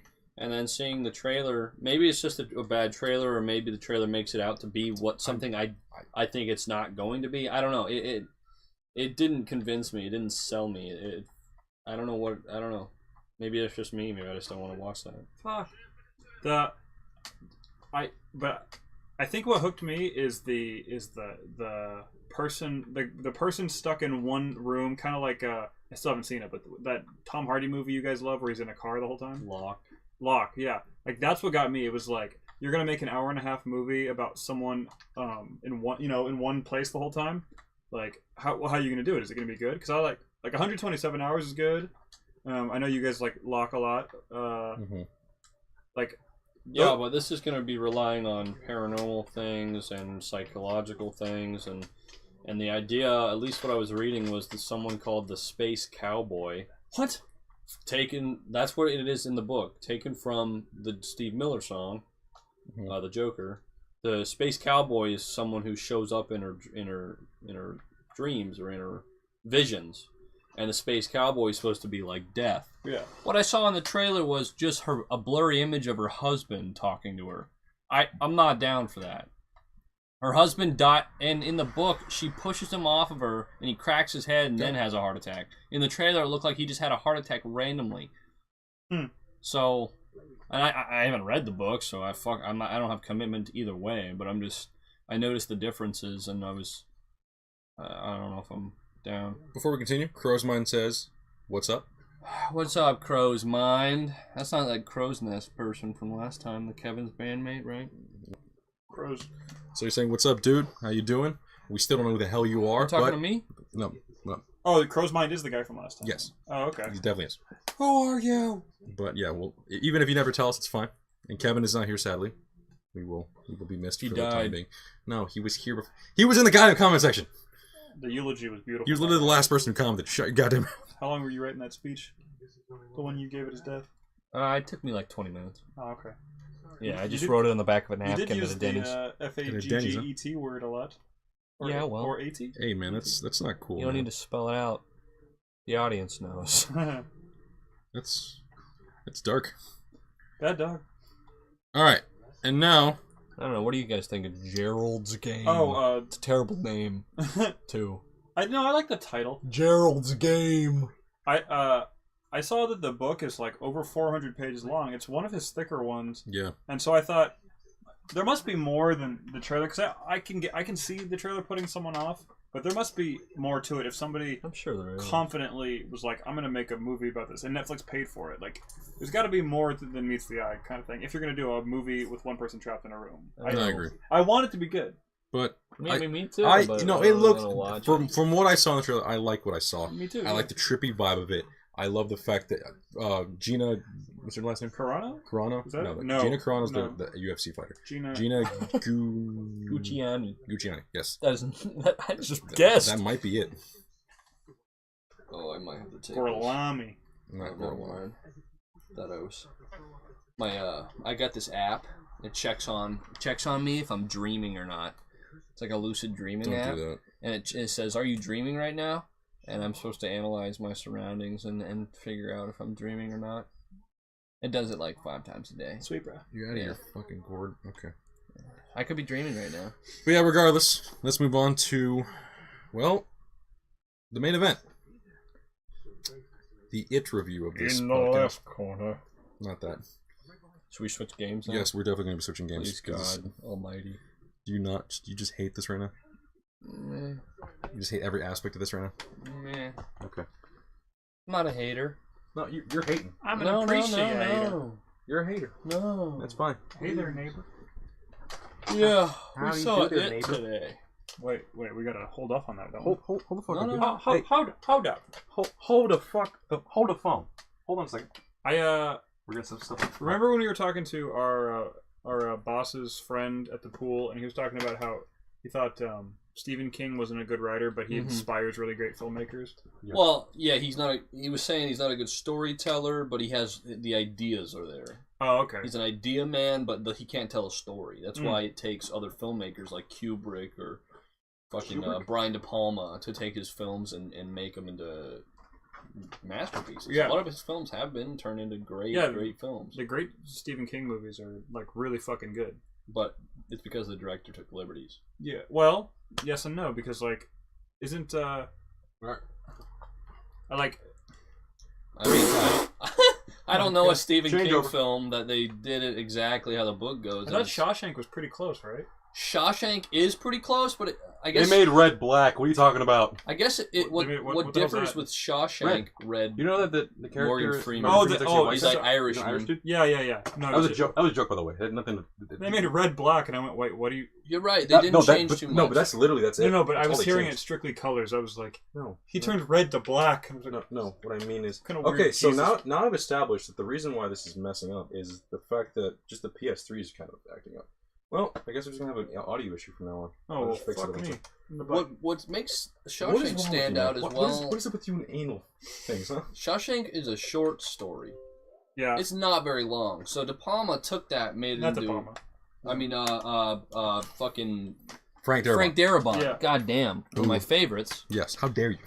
How dare you forget Green Mile too. Look Yeah. at him. He takes Stephen King and makes it fucking solid. I But- mean, him? No, but they're all like that. You're making it seem like originally that movie sucked before you even mean the story? Yeah. No. Green Mile is a very solid one. It- Yeah, well, and- Another short one by yeah, him. but that's No, Green Mile's a full book. That's not a short story. No, it's not a short story, but it's a short for him. Oh, That's not a very long novel. Yes. Oh, yeah. but yeah, okay, gotcha. And then Darabont did and go then more into- Darabont's third movie, fucking The Mist. The Mist, I've heard, is almost verbatim except for the ending. Really? Yeah, All right, so we want to start this off. Which Stephen King applauded him for. yeah. Yeah. But yeah, okay. Before we continue, I just want to start this off as a simple thing. As in, we're just going to be talking about... So now we're switching on over to the It portion of this, and we're going to be reviewing It. So The start it off- 2017 film, let's be Yes. clear on that. Let's start it off with non-spoilers. Let's not spoil anything. Non-spoilers. Yes. we will go into it. So let's be quick, because I do understand that we want to just go deep into this book, and I want to talk about in the book and the movie and all that other crap. So before that, let's just give it a quick review. Let's go down the line. But yeah, which is weird. This is a weird thing. I'm sorry, but I'm gonna start this off in a very odd format. What are you doing? I'm laughing. Why? Because you keep looking at me. Well, move over. You were saying scoot in. Yeah, I'm telling you, scoot in because of this. Yeah, I thought you were going. You keep looking at Okay, so I'm filming this portion. I will be releasing it after the fact. For now, let's start it off. All right. So I'm gonna have to. That's gonna be weird. I'm gonna take the audio from this. Stand up. It's gonna be weird. Can one of you use your phone to look at the comments while I use this? Sure. Sorry, this is kind of weird. I'm gonna be setting stuff up in the background. Weird format, huh? Side note: I've never really played Left 4 Dead. There you go. I played it a little, but I've never really played them. That's fine. I'm excited. Like I've always wanted to play these. Really? Yeah. Oh, okay. Then yeah, because we're definitely playing obviously the cloud. Did the one guy walk? The clown portion, and let's try to steer clear of don't get too crazy. Are you using the audio from this? Yes. So you're gonna re-download this after you? No, I'm going to use this. Oh, you're from this. I'm gonna have to. Gotcha. So this is gonna be a weird one. It's gonna be a weird video. Okay. So again, unorthodox as hell. Let's start off like a regular video, huh? All right. Ready? Come on. By the way, there is no outtakes here. We're doing this live. Yeah. Live from New York. It's Saturday. Do work. Okay, what are you doing? You're moving the control. Okay. Ready? And woo. All right. Snapped wrong. So today we watched It, and the 2017 remake, readaptation, whatever the hell you want to call it. But essentially, let's just get to a quick little, just spoiler-free, just review. And the damn, I hate my camera sometimes, it just fucking cuts up. A spoiler-free review, it's going to be all choppy as hell, I know that. Spoiler-free review of It. Here it is. Let's start it off. Go down the line. Tim, what'd you think of it? I thought it was really good. Everyone's been praising it as one of the best Stephen King adaptations, and I totally agree. Like, I had small, tiny, little midget-sized qualms with it. Midgets, huh? Sorry, keep going. But overall, I thought it was really cool. I love that even though there are jump scares in it, it didn't feel like a jump scary movie to me. It felt like it was just creepy overall. Like, it just held the tone of creepy, and I really liked that. Like, I liked that they didn't hide what the creature looked like. Like, it's just the movie starts, and you get to see what it looks like, and you can even see what his, like, sort of, I guess, powers look like, if that's the right word. That's a great with his teeth opening and stuff. I really liked the characters, and I love that it was a kids movie. I love that they didn't try to do for children. It's like yeah. I keep saying that, not for kids, but a movie about growing up and being a child. It's a what do you call it? It's a regular old Stand By Me. Coming of age movie. Thank you. But with an evil clown that's also some kind of creature thingy. Okay, choose a character. Yeah, to me that was my favorite aspect of the movie was the coming of age story, the kids together as a group. It was one of the better kid groups we've seen in a long, long time. And overall, I really liked the movie. I thought, I don't necessarily want to watch it again, but I think it was good. It was entertaining. It'd be a good date movie, right? Like, I think to take it's a a girl. good date movie. It's not too jumpy in your face or gory, but it's just enough that keeps you in. And there was some intense moments. I had some intense moments of just kind of being scared, but again, not jump scared. Just a lot of unease. Yeah. You felt very uneasy the entire time, which was good. You didn't really know when it was going to show up. And to me, I think my biggest qualms with it was the classic movie the classic sound stings they did. Yeah, it was kind of building up to the that stuff. I don't know if I hated it, but I know what you mean. I wish it had kind of more of an original sound to it, but I'm not in the game. A lot of the critics had qualms with how much you see the monster, how much you see it. Oh, I liked that, and that it made him silly. I disagree. I liked it. I liked seeing him because it actually made him into. I felt like he was a character, which was nice. It was a nice change. of pace from a lot of horror films. Is Mason not playing? Oh no, definitely not. Okay. I just watch. We'll pass the controller on. Gotcha. But yeah, I disagree with you completely. Yeah? I think that movie. He hated it. I think I think the movie was a lot better than you were leaning on. And the fact of the matter is, it's possibly one of the greatest adaptations of Stephen King's books, only because of how true to the book it was. And the fact of the matter is, the biggest issue with the original TV movie was the fact that they couldn't show any gore, any violence, any of the sexual innuendos, any like the horrible, just dark moments of the characters. Which is understandable because they're kids. Yes. No. Fuck, kids deal with horrible shit in their Oh daily no, I know. lives. I mean, I can see it being scary for a studio. Like we can't show, Well, like it's not even showing a little girl. It's not a studio. It's a television studio. Yeah. It's I mean, there's a ABC. studio. I mean, but think about that opening. Yeah. You think ABC is going to show a little girl maybe being molested? No, but see, that's what I mean. ABC did that. Yeah. ABC is like a lot more, conservative compared to like, DreamWorks or something. Right, like right. a PG-13 movie. They made a PG movie essentially. But yeah, point that I'm trying to say though, regardless of all that, is the fact that they just did a great job. It's a damn good movie. If you're at all interested and you're afraid of fucking clowns, I mean, get ready because you're just gonna be nerve-wracked. You're just gonna just hate every moment in the sense you're just gonna be scared. Yes, I will agree that while I'm not a huge fan of like jump scares and stuff, that's what this game's kind of full of. I really don't like the fact that it's a bunch of jump scares, but it's not necessarily a bad thing. And I don't know. The scares weren't really the reason why I liked the movie. The reason I liked the movie was, again, as you guys said, the coming-of-age story. And the tone. I thought it had a great, it was like a creepy tone. Yeah, the tone was just no holds barred, always creepy. You had no idea when the hell it was coming. And Pennywise was just a freaking... I'm going to say this right now. I truly enjoyed Pennywise, the portrayal here. Yeah, Skarsgård. Yeah, so much that I honestly feel like he did a way better job than Tim Curry. Tim Curry's iconic. Don't get me wrong. I'm not going to say that, Tim Curry's was terrible. Hell no. What I'm saying, though, is that for the character, he did a way better job in every single aspect, 100%. But yeah. What did you guys think of, like when you got to see all of his, crazy, I don't know, magic? His crazy magic? Like, his powers, I thought it was really cool that, I feel like they didn't pull any punches. Oh, definitely not. They showed every single. Even though sometimes the CG was a little silly, when it's the painting. Yeah, that was the only thing I had qualms with. That painting. I don't know if that's a spoiler or not. No, not necessarily. What? The painting. The evil that painting. Stan was afraid of. We'll just quickly make this a small thing. So if you do want to watch this movie, yes. Watch it.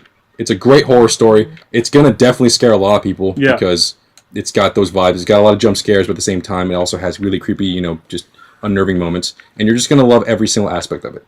But at the same time, if you're just there for the scares, well, just be pleasantly surprised at what else you get because it's, again, a great story about children pretty much having to deal with just fear and very adult-themed things. Yeah, it does.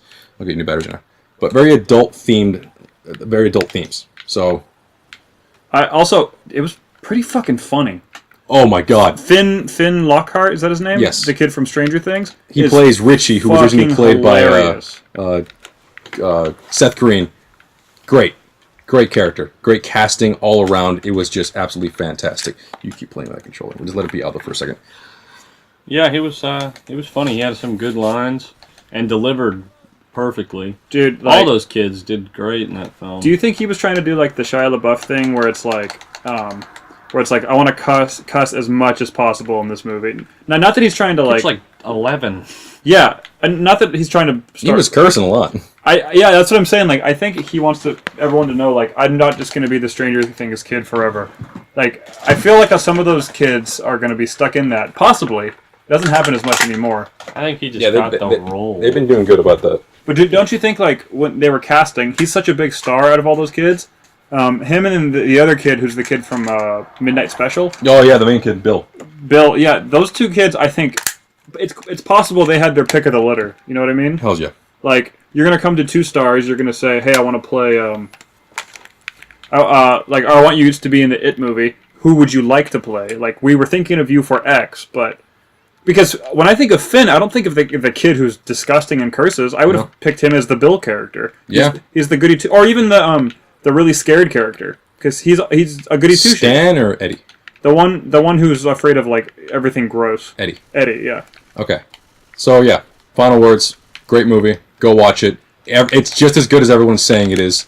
Yeah, it's super fun. It's literally one of the movies that will be remembered. It's a good example of a movie where good acting can make the difference. Those kids seemed genuinely terrified. Yeah. Like, there was a part where Eddie's screaming bloody murder because he's so scared. That alone can sell you. A good performance can sell you on if a movie is not necessarily pushing that envelope. Yeah, I agree. Okay, so now, with all out of the way, spoilers. Sorry. Anybody out there who is concerned about spoilers, now's your time to leave now. We're going to be spoiling the first part. So yes, we're still going to be very, we're not going to ruin like part 2, because technically it is only chapter 1. Because the whole story of it is essentially the characters as children fighting Pennywise the Dancing Clown, and then as adults, and then coming back as adults 27 years later, fighting them now as adults. So this movie 2017 only focused on the children. We'll be getting a future movie pretty much focusing on the adults. So Chapter 2. Yeah. And hopefully they don't make a third one. They're not going to make a third one. It makes no goddamn sense. The final chapter. Yeah, they split The Hobbit into 3 movies, and they almost did 4. It's Stephen King. He's not going to let them... If you've read the book, which I'm going to start talking about... It's also Peter Jackson. These are titans in yes, but you can't split whatever. I know you can't. Fine. Sorry about that. Again, spoilers coming. Goodbye. Thank you for watching. Like, comment, and subscribe, and we will see you guys later. But pointing to the camera. Oh, hey, bye. Well, yeah. All right. Now, if you're still here, you've made it through the. I'm sorry for shooting. Yeah, I just saved your life, bro. We're not going to start talking about spoilers, and of course, we're going to be talking about the spoilers of it. And again, only chapter 1, so we're going to be focused on the kids. First things first, dude. Let's talk about what. Sorry, before you start, I think what I love is what spoiler alert. Yes. The movie set the tone right away. It's not just that Georgie died, but he got his fucking arm ripped off. Yeah. And you watched it happen. The movie starts and he just fucking rips it off, bites it off. The movie, right away was like, this is what we're going for. We're going to show kids fucking dying. And again, that's what happens in the book. So there's a damn good reason why that kid's getting his arm ripped off. Although, unlike... I'm trying to remember. In the book, I think he just gets his arm ripped off just clean. Oh, in this one, he bites it off. Oh, he just pulls it off? Which is more brutal. And honestly, it's a kind of a cool way how it shows how just brutal he can be. Pennywise. Jesus. But yeah. Let's just go through the whole movie. Everything is pretty much the same as the book. Huge elements like Eddie Bauer and his reason... Goddamn it. Henry. Sorry, Henry. Isn't Eddie Bauer a fashion designer? Yeah, sorry. You're right. I'm dying up here. Anybody? I'm dying up here. I'm dead. Yeah, sorry. I can't help you. No, you could. You're just being a prick. No. Okay. But yeah. Moving on to... Hello. Kill thing. Okay, how do you think about everyone's portrayal of each individual character? Okay, Bill, fantastic. Yeah. Originally, they were going to take away his freaking... his stutter? His stutter. I don't know why. Oh, no. It was Carrie. It was, of all people, Carrie pretty much said, no, we're keeping that. That's bullcrap. Why the hell would you take that away? He would say that. That's great. And I don't know why the hell they want to take that away. That was a huge element of the character because, but as he grows up through the movie, he gets it, like how they mentioned it, how Richie goes, wow, he didn't stutter once during that whole speech. It's because he was being heroic. He finally stood up.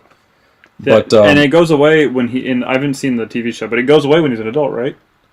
What do you mean? His stutter? Yeah, he doesn't have a stutter when he's an adult. Oh, okay, cool. Again, that's not really spoiling anything. That's just, parts of the... No. Just the characters as they grow up. And we will be focusing on the adults later on. This is why I don't want to really spoil much about that. But with Chapter 2, we're focusing only on kids. And a cool little article, just some small little things before we continue on the rest of the characters. All the kids were asked... All the kids were asked what actor would they want to be portrayed as an adult. Oh, yeah. And Richie, Finn, wants to be portrayed by Bill Hader, which I'm all for that. Yeah, me too. And the fat kid Ben wants to be portrayed by Chris Pratt, which is perfect because Chris Pratt used to be fat. I don't think he'd do it though. No. Yeah. And then who else? I'm trying to think. God damn, what the hell is the guy's name?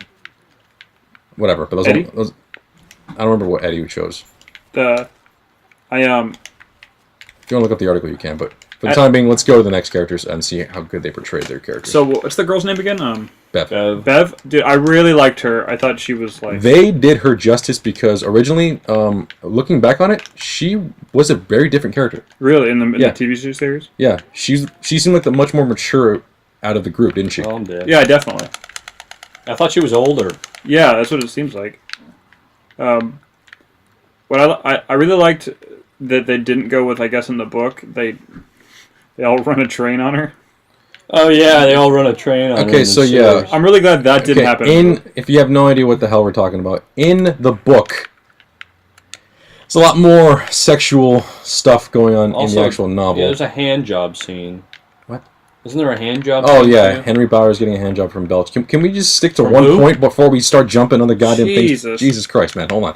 No, I'm still talking about her, though. I know. Well, that's why I don't want to jump to Henry Bowers. Give me a second to breathe. But yeah, essentially, one of the biggest moments at the very end of the freaking book is after they fight, or the middle of the book is after they fight. Which would be the end of this movie, right? Yes. Okay. After they, God damn it, guys! Just want to make sure. At the very end of the first battle with Pennywise, they're feeling all down. They've just pretty much just destroyed this entity, and they're all just drained emotionally, and they want to feel like they're heroic, but at the same time, it's just weird. Like so the big fucked up situation happened. Yeah, the whole situation happened. So yeah.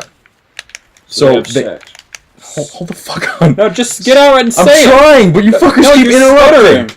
Oh, because I'm trying to play. I'm trying to fucking talk. They're emotionally drained, so they all run a train on the girl. Why? That's fine. They all fuck the girl. Why? Why do they fuck her? Because they're exhausted and because of love. No, thank you for the love. God damn it. They want to feel connected, not because they're tired. No. Stephen King is a pervert. No, it's for the love. He's right. God damn it. No, that's the fucking reason. It's because they all love each other and they're all like just this huge group of like. They're like superheroes essentially at this point. They even mention it in the freaking book that they're the chosen ones. And they're like this one like mega group of kids who are the only ones that stood up against this thing, and they all feel like the connection. And the connection is I'm not. It's not running a train on her. She has sex with them individually. Right. That's not running a train on her. Jesus Christ. I guess it's not exactly. It's not. So fucking hell. She fucks all of them. I think it's. It's still. Don't get me wrong. I'm not fucking advocating for fucking children having sex with each other. I'm just saying. I think it's lazy writing. Yeah, he must have been doing cocaine. Yes. So let's Did you see that to the left? Yeah, it's that thing. The thing you could have shot me. I'm glad the movie didn't end with that. But I did really like her character. I love that there's like a crush. I felt bad. God damn it, we're going to normal mode. Is his name Belch, the fat kid? Yes. Belch is the fat kid of the group. bullies. Yes. The fat kid of the bullies. Oh, who's no? It's Ben. God damn it. That's what I'm asking. Sorry. The chubby Ben. I felt really bad when the main character and her kiss at the end of the movie because I was like, but he likes her. Like. Well, and I was also pissed about that too. But don't worry. Oh well, she doesn't like him. No, she. It's not an oh well. The kid was in love. What are you talking about? She doesn't like him. She fucking read the poem to him. I'll grow up. That's sad. I'll grow up you alone. Are completely.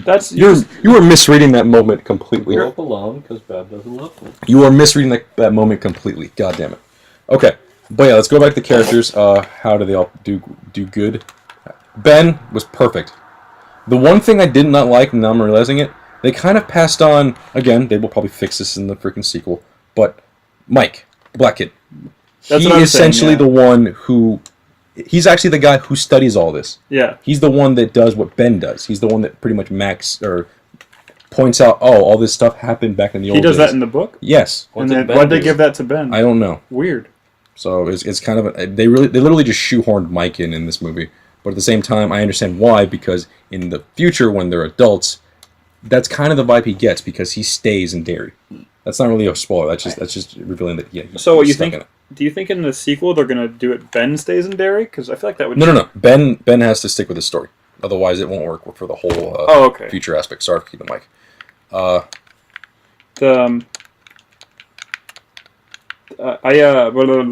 was I gonna say?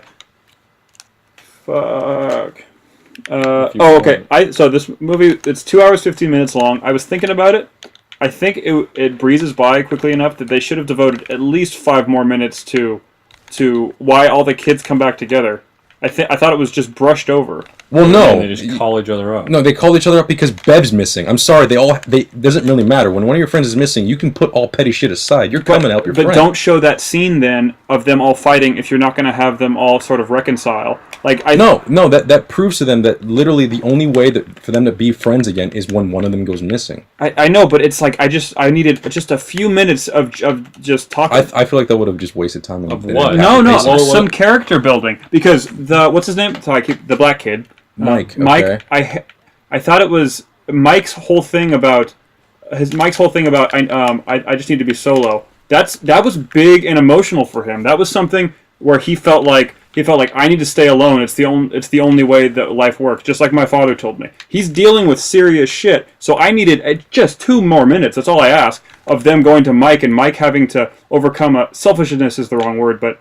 Yeah, but did you want him to go to every single character? Not necessarily. That's just pacing. Not necessarily, but I think Mike deserved a little more. Like we said, he was... No, okay. That doesn't have anything to do with that. That's more just Mike. Well, no, it does have to do with... Doesn't it? We don't have to go by every character. No, not just that scene. I mean, they could have just added more to Mike later on. They didn't have to do that scene. That scene is shortened down because they didn't need to add any more. That would have just been bad pacing. But if you want to add more for Mike... Yeah, that's what I mean. But then they could have do it somewhere else, not at that point in the movie. Right there was the perfect time. No, I don't think so. Right, we're coming back. We're bringing the team back together. They just fought and said, "We'll never hang out again. Fuck you. I hate you." Mike didn't leave in like an angry way. That's why they showed Richie instead, because Richie was the one who's like, "Fuck that. I'm never going to talk to you again." Mike left in not angry. It's even worse. Mike became more introspective and more what's the word I'm looking for? Like lonely, because he was like, all this crazy shit happened. My dad was right. I think he needed 2 minutes where he got to reconcile what his father has fucking dug deep in him, which is this like fear of being around other people. You look out for number one, and I think Mike really wants to be friends with everybody, but instead, I'm not saying it's killing the movie. I just liked Mike a lot. No, so did I. And I love him in the freaking follow up.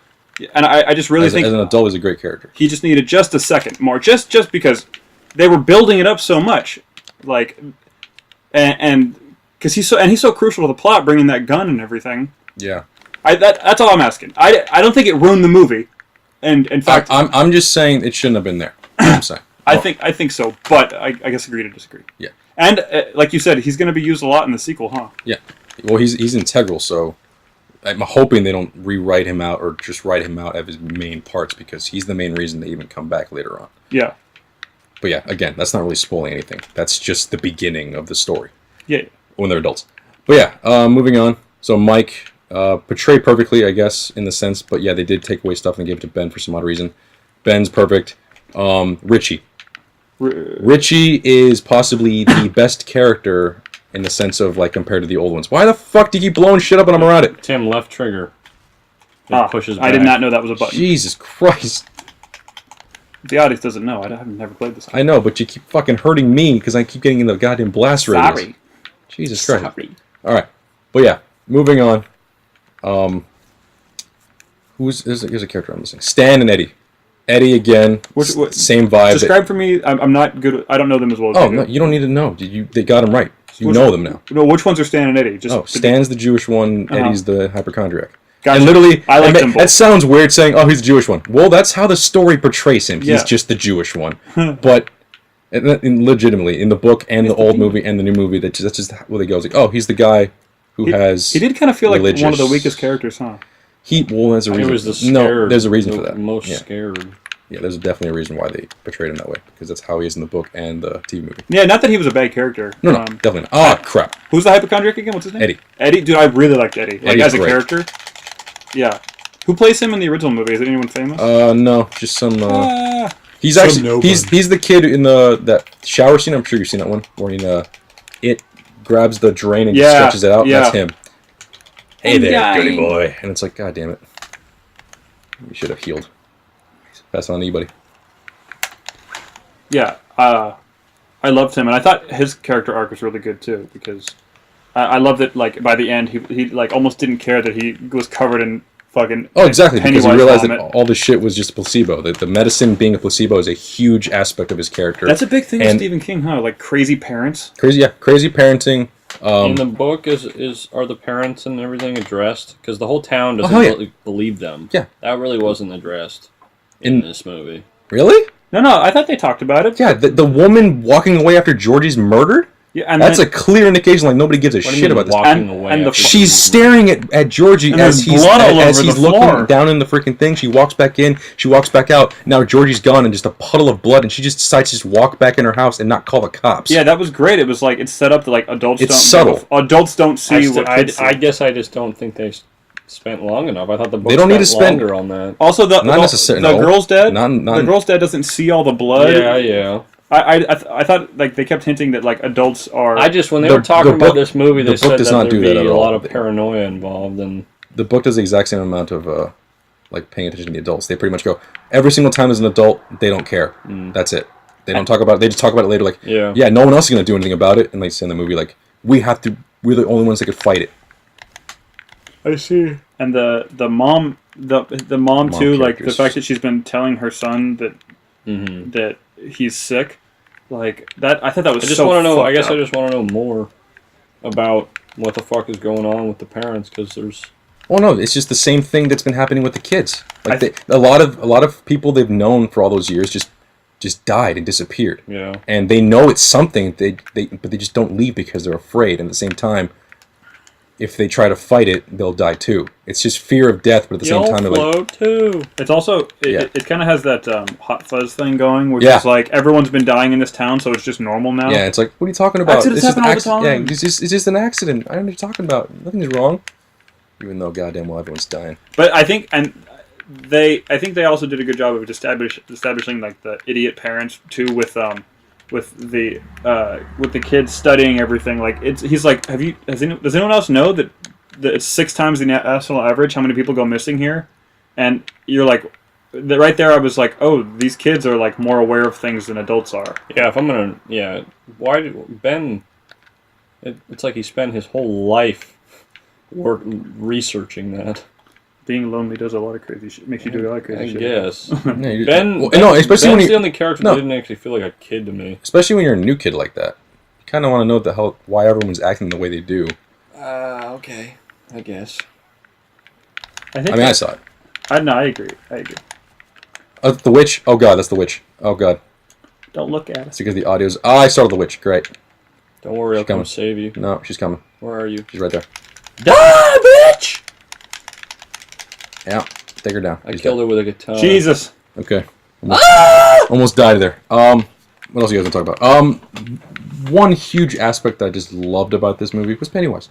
I was gonna say, yeah. What did you guys think of Skarsgård's performance? Perfect portrayal of the book version. Just absolutely perfect. He was terrifying. My God, was he terrifying. For being such a big actor and such a big role, I kind of like that the movie. Pennywise is in the movie a lot, but he's not necessarily doing a lot until the end. You know what I mean? Oh, definitely. He's scary at the very beginning, and then you kind of just see him in jump scares and stuff. But it's not necessarily. It doesn't necessarily take acting prowess. He just kind of is there doing creepy shit, and I love that that's such a big actor would take on a role and it just felt to me at no point was it Bill Skarsgård? Was he I'd like a speech in the middle of the movie? He was okay with kind of just being something like a creepy entity, and you don't really get Pennywise character much until the end when you get to start to see that he hates children. Absolutely, exactly. Because he's creeped the fuck out. He creeped me the fuck out. That's all I have to say. Yeah, dude, every single aspect about his character was just terrifying. Even from the very end when they're defeating him, him just looking just scared out of his mind was just messed up. You guys, I love the fact when they're kicking his ass, they're just wailing on him. He keeps changing into the different forms, just at a last Hail Mary attempt. One of them's got to be scared, right? One of them's gonna drop their guard. I know, that was so cool. Especially the last one when he goes, "Bevy, I worry about you." When he turns into her dad and just fucking shoves the thing down his throat. That was glorious. And when Bill, when he kills what you think is Georgie. Oh God! I knew when he grabbed the gun, I'm like, oh, he's gonna put a bullet in his. Does something like that happen in the TV series? No.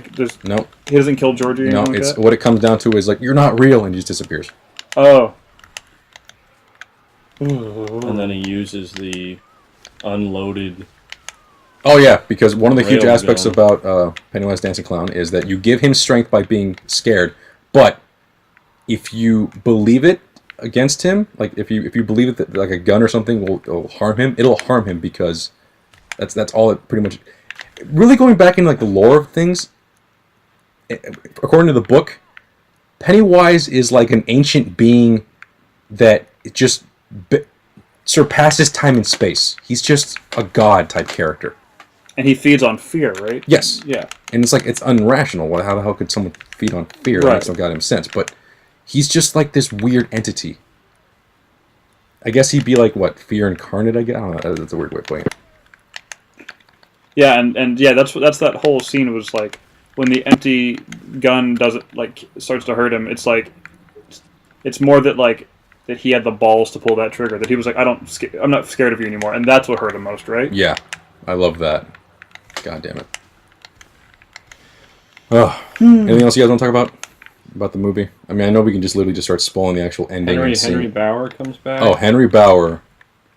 I don't want to ruin that. That's ruining the second movie. No, we're spoiling, right? Not the second movie. No. Oh, we're talking... He's saying Henry Bauer comes back. He's like, I don't want to spoil the second movie. That's definitely spoiling the second movie.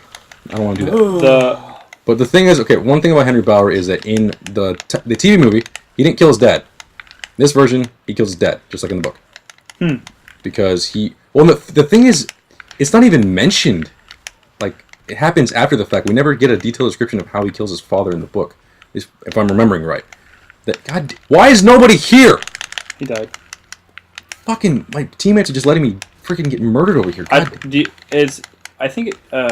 like to know, off the top of your head, like, if you could, favorite Stephen King movies. Christine, like Shawshank, in order. Green Mile. In order. No, fuck no, I can't do that. No, come on. Just give me like both of you. Give me like top 5. Shawshank, Green Mile, fucking. The Shining. No, not The Shining for me. I've kind of outgrown that, I guess, in the sense of. Oh, fuck you. It's a butchering of the book. Yeah, and also the book's. Actually, I haven't read it, so I can't say it sucks. Shit, you gotta know. Oh yeah, okay. There was one thing you did want to talk about earlier. Then I didn't want to go to this just yet. Well, I want to do the list first, Mason. Oh, you want to do the list? Okay. But Misery's up there. Misery. Try to give me a top 5. Like, I know that's hard, and you don't have to. Mile, Shawshank, Misery, The Shining. Fucking, I don't know. Christine for me. I haven't seen Christine. Christine, Or yeah. Carrie, or Carrie's not that great. Rosemary's Baby. I said the remake was crap. Pet Cemetery. Rosemary's Baby is not. I hate Cujo. It's Cujo's terrible. Cujo's like a wannabe Jaws. Yeah, pretty much. I think for me, Christine's number 1 because I love Christine. Christine, Misery, Shawshank, Green Mile, and yeah, I guess The Shining. Yeah. I feel like I'm missing something. I mean, I definitely know I'm missing shit. Yeah. Hello. Okay, so besides all that, let's get down to something you mentioned earlier. Okay. So, one thing we like to do, I guess, in our group of friends, or I tend to do, I guess you guys just don't stop me, is I like to insert ourselves into the movies. Like, what character would represent me the best? Right. And, well, you said that you already had a character in mind that, like, I pretty much portray, or that I look and act just like a character in this movie. Not look like. Okay, fine, but who do I act like in this movie? You, Mason, maybe you can back me up on this. I thought the hypochondriac character. Eddie? Yes. How? Good. You do agree with me on this, Mason. I think I'm not being crazy. Don't agree with him if you don't agree with him. If you agree with me, like that's who I thought he was talking about earlier. Yeah, I know you, and that's what I figured too. But I was like, I don't agree with you wholeheartedly. I don't think you're a wiener like that. Kid. No, like so that. Then, okay, that's like 50% of the character. Wait, but you can be like a hypochondriac a little bit. Kind of like a great example is. Like when we're hanging out. See, I don't know if that's hypochondria. That's me being more like Stan, like worrying about certain situations. It's not verbatim. Germs and shit. But like, I don't give a fuck about germs. Well, I like it when you freak out. Like you're like, mosquitoes, they're attacking me everywhere. And that's me swatting them away. That's not me saying it. I'm going, fucking damn it. It's funny because it's like it seems to bother you so much as if every mosquito on the planet is attacking you. But it seems like no one else in the group is getting bit by mosquitoes. Yeah, well, no, yeah, because I that you're attracted to me. You know that, right? That there's a blood type that they're attracted to. Yes and no. Like no, that's a valid scientific thing. You act like you're getting attacked by every mosquito in the Amazon, buddy. I went to Virginia. It was fucking hell for me over there. They were literally eating me alive. I believe you. And I've been to Missouri, and there's a lot of mosquitoes there, too. Okay, but they're not attracted to you. Do you see what I mean? No, but I'm with a big group of people. You don't think one of them, statistically, in the group of 20 people I was with Just please This is what I'm talking about. And what I'm explaining to you that I'm legitimately one of the fucking horrible... I'm just the sad sack who just sadly is just attracted... Or mosquitoes are attracted I knew you wouldn't agree with me on this, but I definitely think you can be a little worrisome about it. I know I'm worrisome, but I'd be more Stan, if anything. Yeah, no, where you're constantly complaining about it, where it's like, dude, you're fine, calm down. Now, at the same time, you're not a weenie, one, and two, this is... This isn't like define your character like. I know, but but I think he was the most like you. I was watching and I was like, this sounds like Ray when he thinks every little thing's a problem. That's all I'm saying. And I'm just elaborating on what. I just told you the mosquitoes. Thing. That's not even valid enough to even hold a whole thing for that character. That character freaks out about everything. Yeah, it reminded me of you a little bit. I just being like you can be a little bit of a hypochondriac sometimes. That's just me worrying about being bitten by mosquitoes, and you guys aren't. Okay. Okay. That's just weird. Okay. I didn't think he was going to agree with me, folks. I figured that. Ray thought Richie. Which one's Richie again? The wisecracking kid who just shut the fuck up. No, definitely not that one. Okay. Yeah. Because you can definitely be wisecracking, but it's not as he's hitting zingers 24/7. Okay, yeah. Well, no, thankfully I'm not like fucking what's it called, Seth Green's Richie, because he's just annoying as shit. Yeah. God damn it. That's what I wanted to point out, that Richie is a great portrayal. Finn did a great job, and Seth Green should feel ashamed for his role. I'm sorry. Now that I can see that role can be done perfectly, in the sense like, not being an annoying prick, and also the whole line of beep beep Richie never being uttered once in this movie, except for that one part with beep beep Richie with Pennywise, is the fact that that was a huge thing that they just did not stop talking about in the original TV movie. They would always say, beep, beep, Richie, beep, beep, Richie, beep, beep, Richie. He didn't seem as afraid of clowns as I think that... He's not even supposed to be afraid of clowns. Oh, really? Yeah, it was kind of odd. Oh, okay. It was an addition, like, he was... His fear was kind of just shoehorned in the last second. I was like, all right. Is that even, like... So, even in the TV series, he's not really that scared of anything? The thing that scares him in the TV... I'm trying to remember what the hell it is in the movie, or in the book, but in the TV movie, it's a stupid werewolf. Oh, okay. And that's it. Yeah, he seems like he doesn't... He actually honestly seemed like he didn't give a fuck about anything. Yeah. Oh, I'm dead. He was just... He had a regular, normal fear that this thing was evil.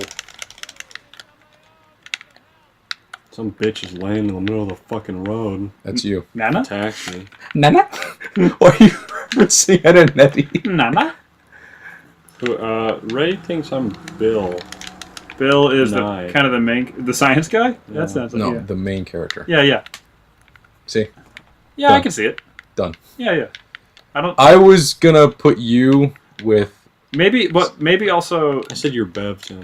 I'm fine with that. I'm not. Because you're not Bev. Nikki's Bev. I got a train ran on me? No. Stop talking about the book, Bev. We're talking about the goddamn fucking movie, Bev. I'm just saying, if you guys want to ride a train on me, it's $50. Son of a bitch. You'll pay us? What are you, fucking rickety? I'll pay you. What are you, rickety crooked? Oh, you guys got... Wait, you want to run to me? These guys got crack. You guys got crack. Let's boogie. No one's going into your asshole. God damn it, rickety crooked. Unless you gotta get crack. You gotta get crack. Let's boogie. God damn it, man. I was actually, for Mason, the... Bill, is it? Yes. No, not Bill. Fuck, I'm so bad with names. Ben? You think he's Ben? Just the whole, like, lovesick thing. That's very Mason-like. That's very you. I agree. Tim, I would say you're a mix between Stan and Mike. Like the Eminem song? No. Which one? Stan, the Jewish kid, and Mike. I'm definitely not a wiener like Stan. No, but you would definitely not do something unless you wanted to do it. Totally. I'm stubborn. Exactly. And that's exactly what Stan is. Stan's the most stubborn one of the whole group. Every single time it's like, oh, I'll keep watch. It's like, or Richie said that. I wouldn't be the one who said I would keep watch, though, if we were fucking facing an evil clown. I feel like you would. I definitely would not. I feel like you would. I'm not scared easily. I know you're not scared easily, but at that point, it's like, unless it's bothering you, you don't really care. Yeah, and that was the point. Like that's true. It's like why do I care if these people are dying? It's like well, if it was my friends, that's one thing. Well, no, remember originally it's not their friends. It's just random people. Yeah. It's like if everyone else doesn't care, why? I wouldn't give a fuck. Exactly. Yeah, totally. I agree with that. That's the vibe that I would definitely... But if my dad was bitching at me Oh, no, exactly. For not reading the Torah, I'd be like, fuck off, Dad! Okay. Damn, you're hard. Did that come from a deep place? I'm not reading the Torah! Alright? Jesus Christ, man. Okay, and the other one? Left them Who for dead. was the other one? That you said I was... Mike. Mike is the Bucket. Jesus. black kid, thank you. Are you saying Jesus at my terrible name? Yeah, we've said him like 40 times I'm now. really bad with names, dude. I think you're choosing to be bad. No. I'm shit with names. I once went an entire quarter without knowing a teacher's name, and then finally when I was walking up to say, Mr. So-and-so, I liked your class, and I walked up and went, I don't know your name. yeah, for a fucking 30 days or whatever, or 60 days, whatever it is, a quarter Oh, is. damn it. Didn't, Somebody help me. Snipe it. Where are you? Right there. Oh, it was my Japanese, Not me. Don't shoot. Okay. my history of Japan teacher. Shoot the thing. It's in the air. Arnold or the other guy? No, Tamagotchi? Justin Wright. Justin Roiland? Right. Roiland? Y'all just leave me. I'm coming for you. No, He's leave getting- me. Get to the safe house first. I need to deactivate Yeah. the freaking roller coaster anyways. This coach got me. Yeah, I'm definitely the black kid. No, you're not. Not like that. You act like him. Like a G. As in, you do Badass. have, like... Also, by the way, he does also run away, in the same sense. Like, you know what, I'm just gonna keep... So, yeah, you're standing... I agree with that. I will not put up an argument. I said I couldn't be because I'm not Jewish. It's not... It's not a valid excuse, man. And to jump a little bit, this weekend is the last episode of Rick and Morty.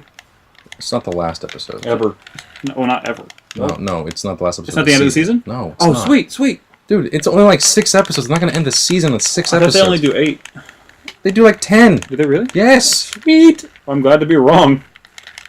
Oh god, I'm going to die. Yeah, well. Are we done with the... I don't know what else you guys want to... I mean, you guys want to talk about anything else about, what pissed you off, what more, like, spoilers now. Yeah. Fucking heavy spoilers. I already said what kind of irked me a little. What do you think about the direction? This is the guy who made that horror movie from like a couple years ago called Mama. I heard it's similar to Mama, where it's I heard Mama's okay. You heard it's good? Yeah. Okay, I heard... No, I'm talking about... The one that me and Kevin talk crap about is the one that has to do with the kids. The twins? Oh, no. That's that weird German movie, right? Yeah, that one sucked. At least in my eyes. No, I've heard it's really bad. I heard Mama was good. Yes, I mean, it's produced by Guillermo del Toro. I heard Mama has the same kind of structure to it. Really? Where it feels kind of fantasy element. Mm-hmm. Huh. Where do I go from here? Because that kind of like Lights Out was a movie that the guy made a kill short. Coach and kill yourself. That's not a joke. Kill Coach and kill yourself. At this point, it's useless. We're gonna make it. No, you're not. I recommend you kill yourself because you have it. no... I'm gonna shoot you if your own good because you don't have any health. Fucking bring it on, baby. I went the wrong way. Exactly. You're gonna die. Just, dude. It's better if you die. You'll come back with full health. Oh no. Or at least half health. Oh god. But yeah. Apparently it has the same kind of fantasy element, like fantasy structure that this one did. Yeah. Which some people think it worked better in it than it did in Mama.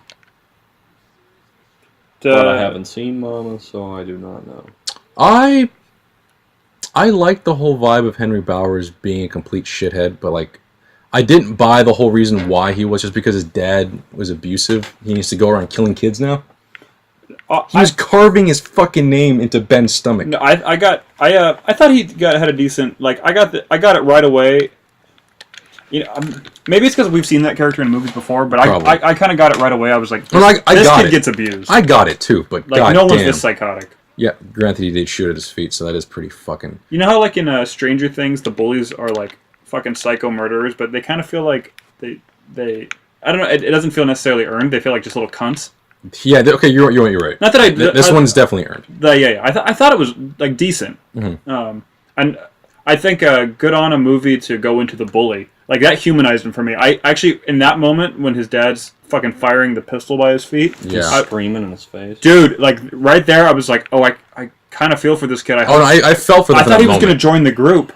No. Because I don't know anything about it. Yeah, that's why I was like, oh, I was like, fuck, I really want this kid to turn out, like, his life to go well. But... Okay, I would like to hear more about that, because, you guys know nothing of the story. I'm the only one that's actually watched the TV movie and read Like, I actually read the book. Side note: Rick and Morty has 4 more episodes left, so I'm a retard and I'm happy to be. You fuck. I had to do that for you, man. You have to understand, dude, that is the right thing to do. No. It's not. Yes, because you have no health. I could have got a health pack. Why would you waste a health pack when you come back with health and you can grab a health pack and you can use it for later? That makes no goddamn sense. Could have got a health pack without dying. If you die, you get health automatically, and you can have now a health pack that you can use later. Ooh. Fuck you. Okay. Fuck you. Fuck you. Fuck What you. is this, Glorious Bastards? Exactly. Okay, I don't even think this video is going to work out, this one.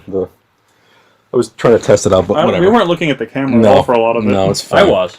Not when I was playing. Neither was I. No, I was. Okay, so no new comments, but besides all that, yeah. I'm trying to think of anything else to talk about. Come on. I miss A-Mart. I know, Amar I did miss not him show up too. this We time. miss you, A-Mark. Come back to us. You're dead to me. Good, but my love. You don't have to buy us pizza. Yeah, you don't. You do. No, you I'm don't. holding you to it. Fuck off. I was going for goddamn. I mean, I want the McGregor pizza, but... Let's go get a pizza then right now. Stop being a... You can't be... No, I'm just saying, if I had promised him a pizza, I would have bought him a pizza.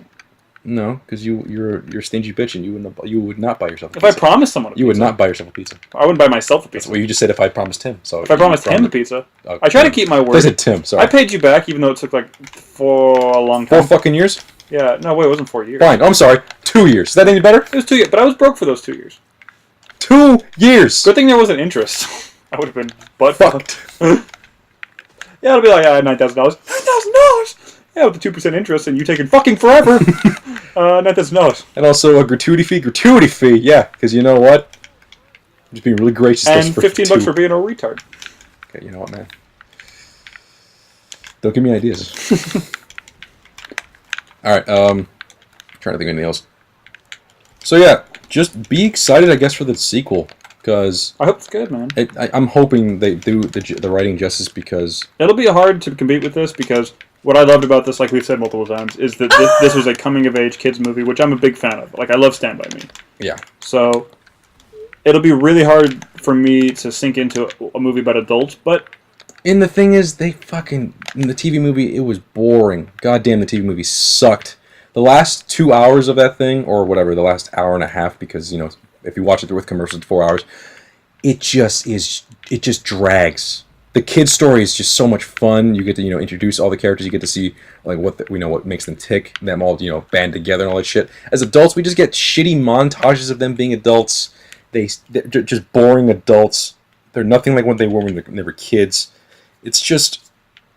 Yeah, I'd like to see... It's uneventful, really. I'd like to see a sequel... If it's like that, like, I'd like to see a sequel where you almost mourn the fact that they've changed so much. Like, remember when we used to XYZ? And that's what the book does. Oh, really? Okay. Remember when we used to run a train on Beverly? Not a train, goddammit! Fucking... I remember it. It was hot. Jesus Christ. We've been going at this for 2.5 hours. I know. We've been running this train for 2.5 hours. Alright, so, other than that, I'm trying to figure out if it's anything else you guys want to talk about. Because I don't want to just leave it at that. Just, there's got to be some stuff you want to talk about. Anything else? Anything you're curious about in the books? So I can tell you more about, yeah. That really doesn't have to do with, like, I guess, the adults. How that kid talked about his. This isn't me joking. It's gonna. No, keep going. His dick. The kid talked about Richie. his dick a lot. Yeah, Richie. That's just the. But knowing a lot of Stephen King stuff, like, do they ever come to that he actually has a tiny dick? I could see that being mentioned. No. No. Yeah, I've seen Richie's dick. Is this you, the character, or is this you? Talking about Finn Lockwood. Hey, well, shut the fuck up. That's That's just wrong, man. That is wrong. Mason, leave.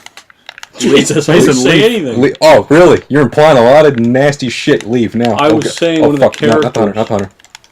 So you saw the character's dick? What kind of a sick fuck are you?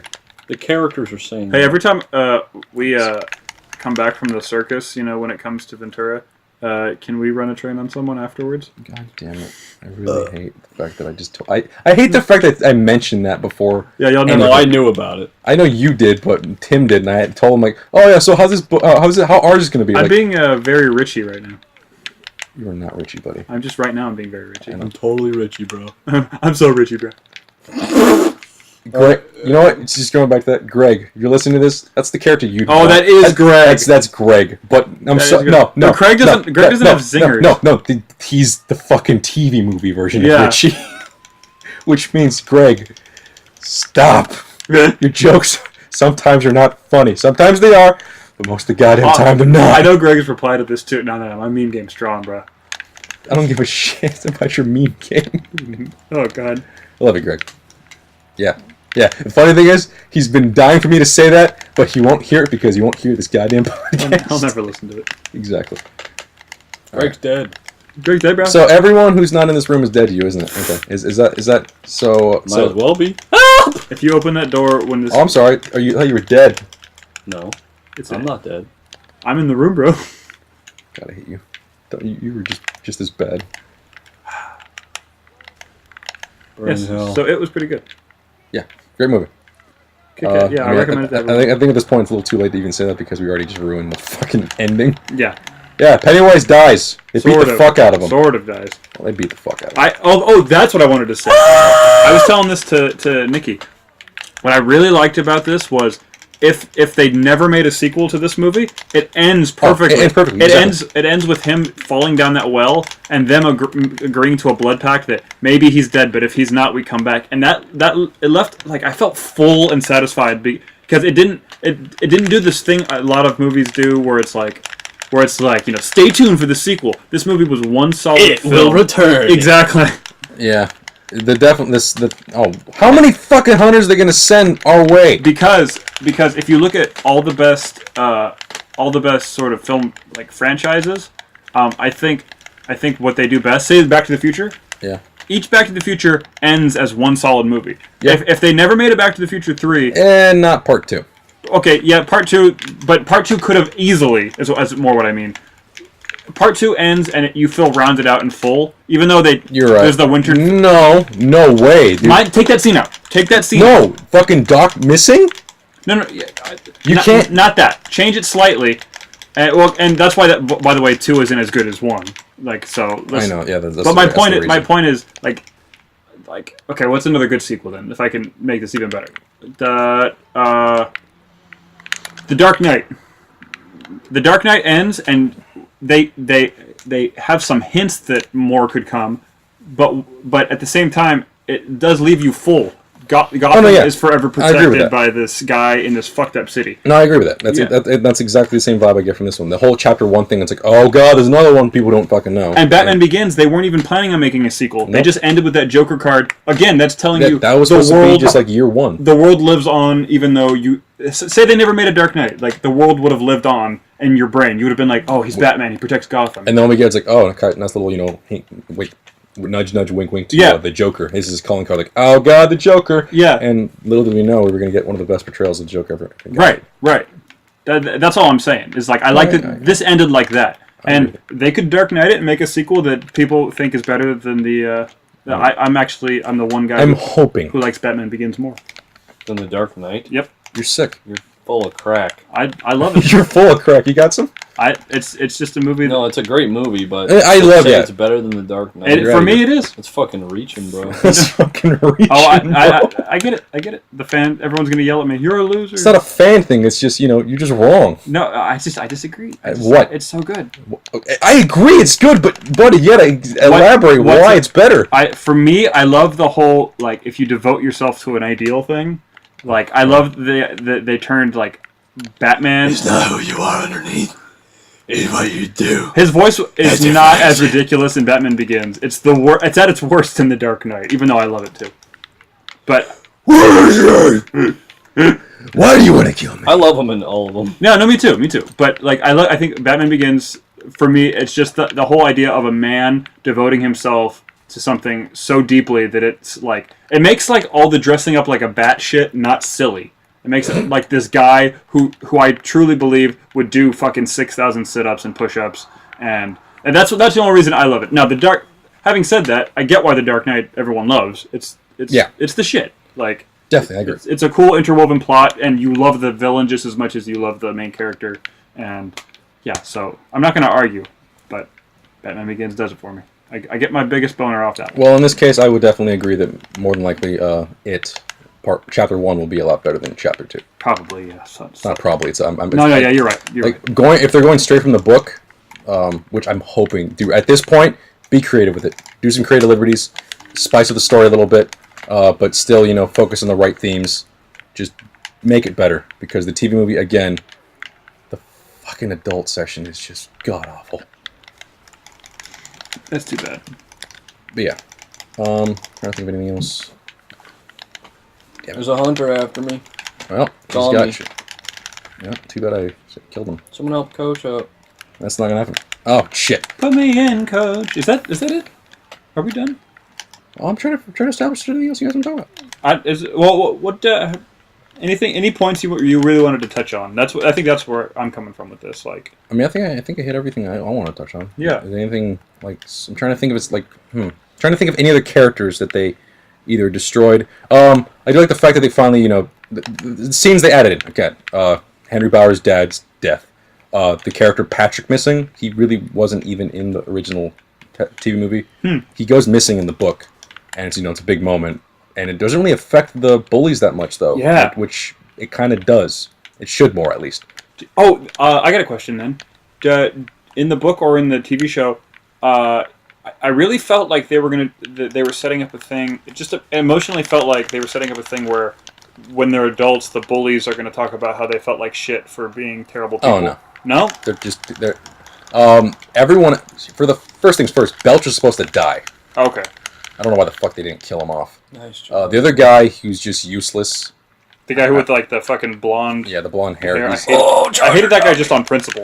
I don't know what happened to him. Patrick again, he gets murdered. In the TV movie, apparently he gets murdered too, but they just never ever address it. Henry goes. Yeah, that's not really a spoiler, I guess, but in the movie he does not die. Yeah, even though he gets thrown in out. the TV show. Yeah, well, no, in the book too. Oh, okay. He doesn't get thrown down a fucking well. God, is nobody helping me? I'm helping. I'm coming. Your teammates left you. I know, fuckers. I'm dying. I'm dead. God damn it. We're gonna get that fucking tank coming soon. We killed it. No, there's a second one. Another one? Yeah, right when You the helicopter gets gotta here. heal yourself. I know. I need to pick one up with the health packs before these guys attack me anymore. No, I'm good. Liking this game, aren't you? I love this game. Oh, you're the one that hasn't played. You're the one that hasn't played it. Sorry, Dory. I wasn't an Xbox guy. Both of you guys were. You got a PC. Fuck. Jesus. You're the one that hasn't been hit. Yep. Okay, I got this though. Do you guys remember that it was supposed to be Will Poulter who was going to play Pennywise for the longest time? Yeah, the guy from Meet the Millers. Yeah, We're the Millers, and he's also Revenant, and the guy who played he's also the cop in Detroit. Even though I haven't seen it, but I saw the trailer. That's not him. Yeah, Will Poulter. Is that him? Yeah, I thought it was the kid from Gotham. No. Wait, which kid? Plays Jerome. I haven't seen Gotham, but it's definitely Will Poulter. Get him off me! Get him off me! But I actually don't like him very much. As an actor, yeah, he's okay. No, like I don't like his look. I think he has a weird face. Guns around? Well, that's exactly why they wanted him for freaking Pennywise the Dancing Clown. Are there other guns around? No, they should only be in that section. Where the fuck are the guns? I'm out of bullets. Shit. Ammo should be on right here, over here where I'm at. Okay, I'm coming. There's all ammo on the ground. I almost can't see anyone other than Skarsgård playing him. Oh no, he did an amazing job, like we were saying before, but pick up the shotgun! He was far more vocal than the TV movie version. Yeah, is that character more like... He's more goofy. Yeah, I was gonna say, like joking around. Which is exactly what Pennywise is, but the weird is they both did a great job of portraying the character. It's just one's more goofy, the other one's more, scary goofy. This is like the Jack Nicholson and Heath Ledger thing going on. Yes, I agree with that. Are you getting attacked? Yes, by the tank. Now we just need Jared Leto to fill in and play the next Pennywise, and then... Let's not do that. Oh god, that could happen, huh? Wait, Tim Curry never played Joker, though. I'm dying. Oh, fuck. Rochelle! I got you. I got you. Even though I said coach, I killed the fucking thing. Helicopter's coming. Gotta go. Did you play 2 or you only played 1? I played both. Okay, cool. Extensively. Yeah, so have I. Take your adrenaline. I'm taking pills. Oh shit! I don't pills have are good. It was what the hell? Down at the That's fine. tank. That's fine. I'm going for the Go helicopter. around them. I know. So I'm going I feel like we're at the close of this, guys. Well, I mean, we're right at the end of this game, so we're definitely... I'm leaving you. I'm going. Or not. Leave him. I'm out. Go, go, go, go, go. Coach is down too. Leave. Survive. Leave. Survive!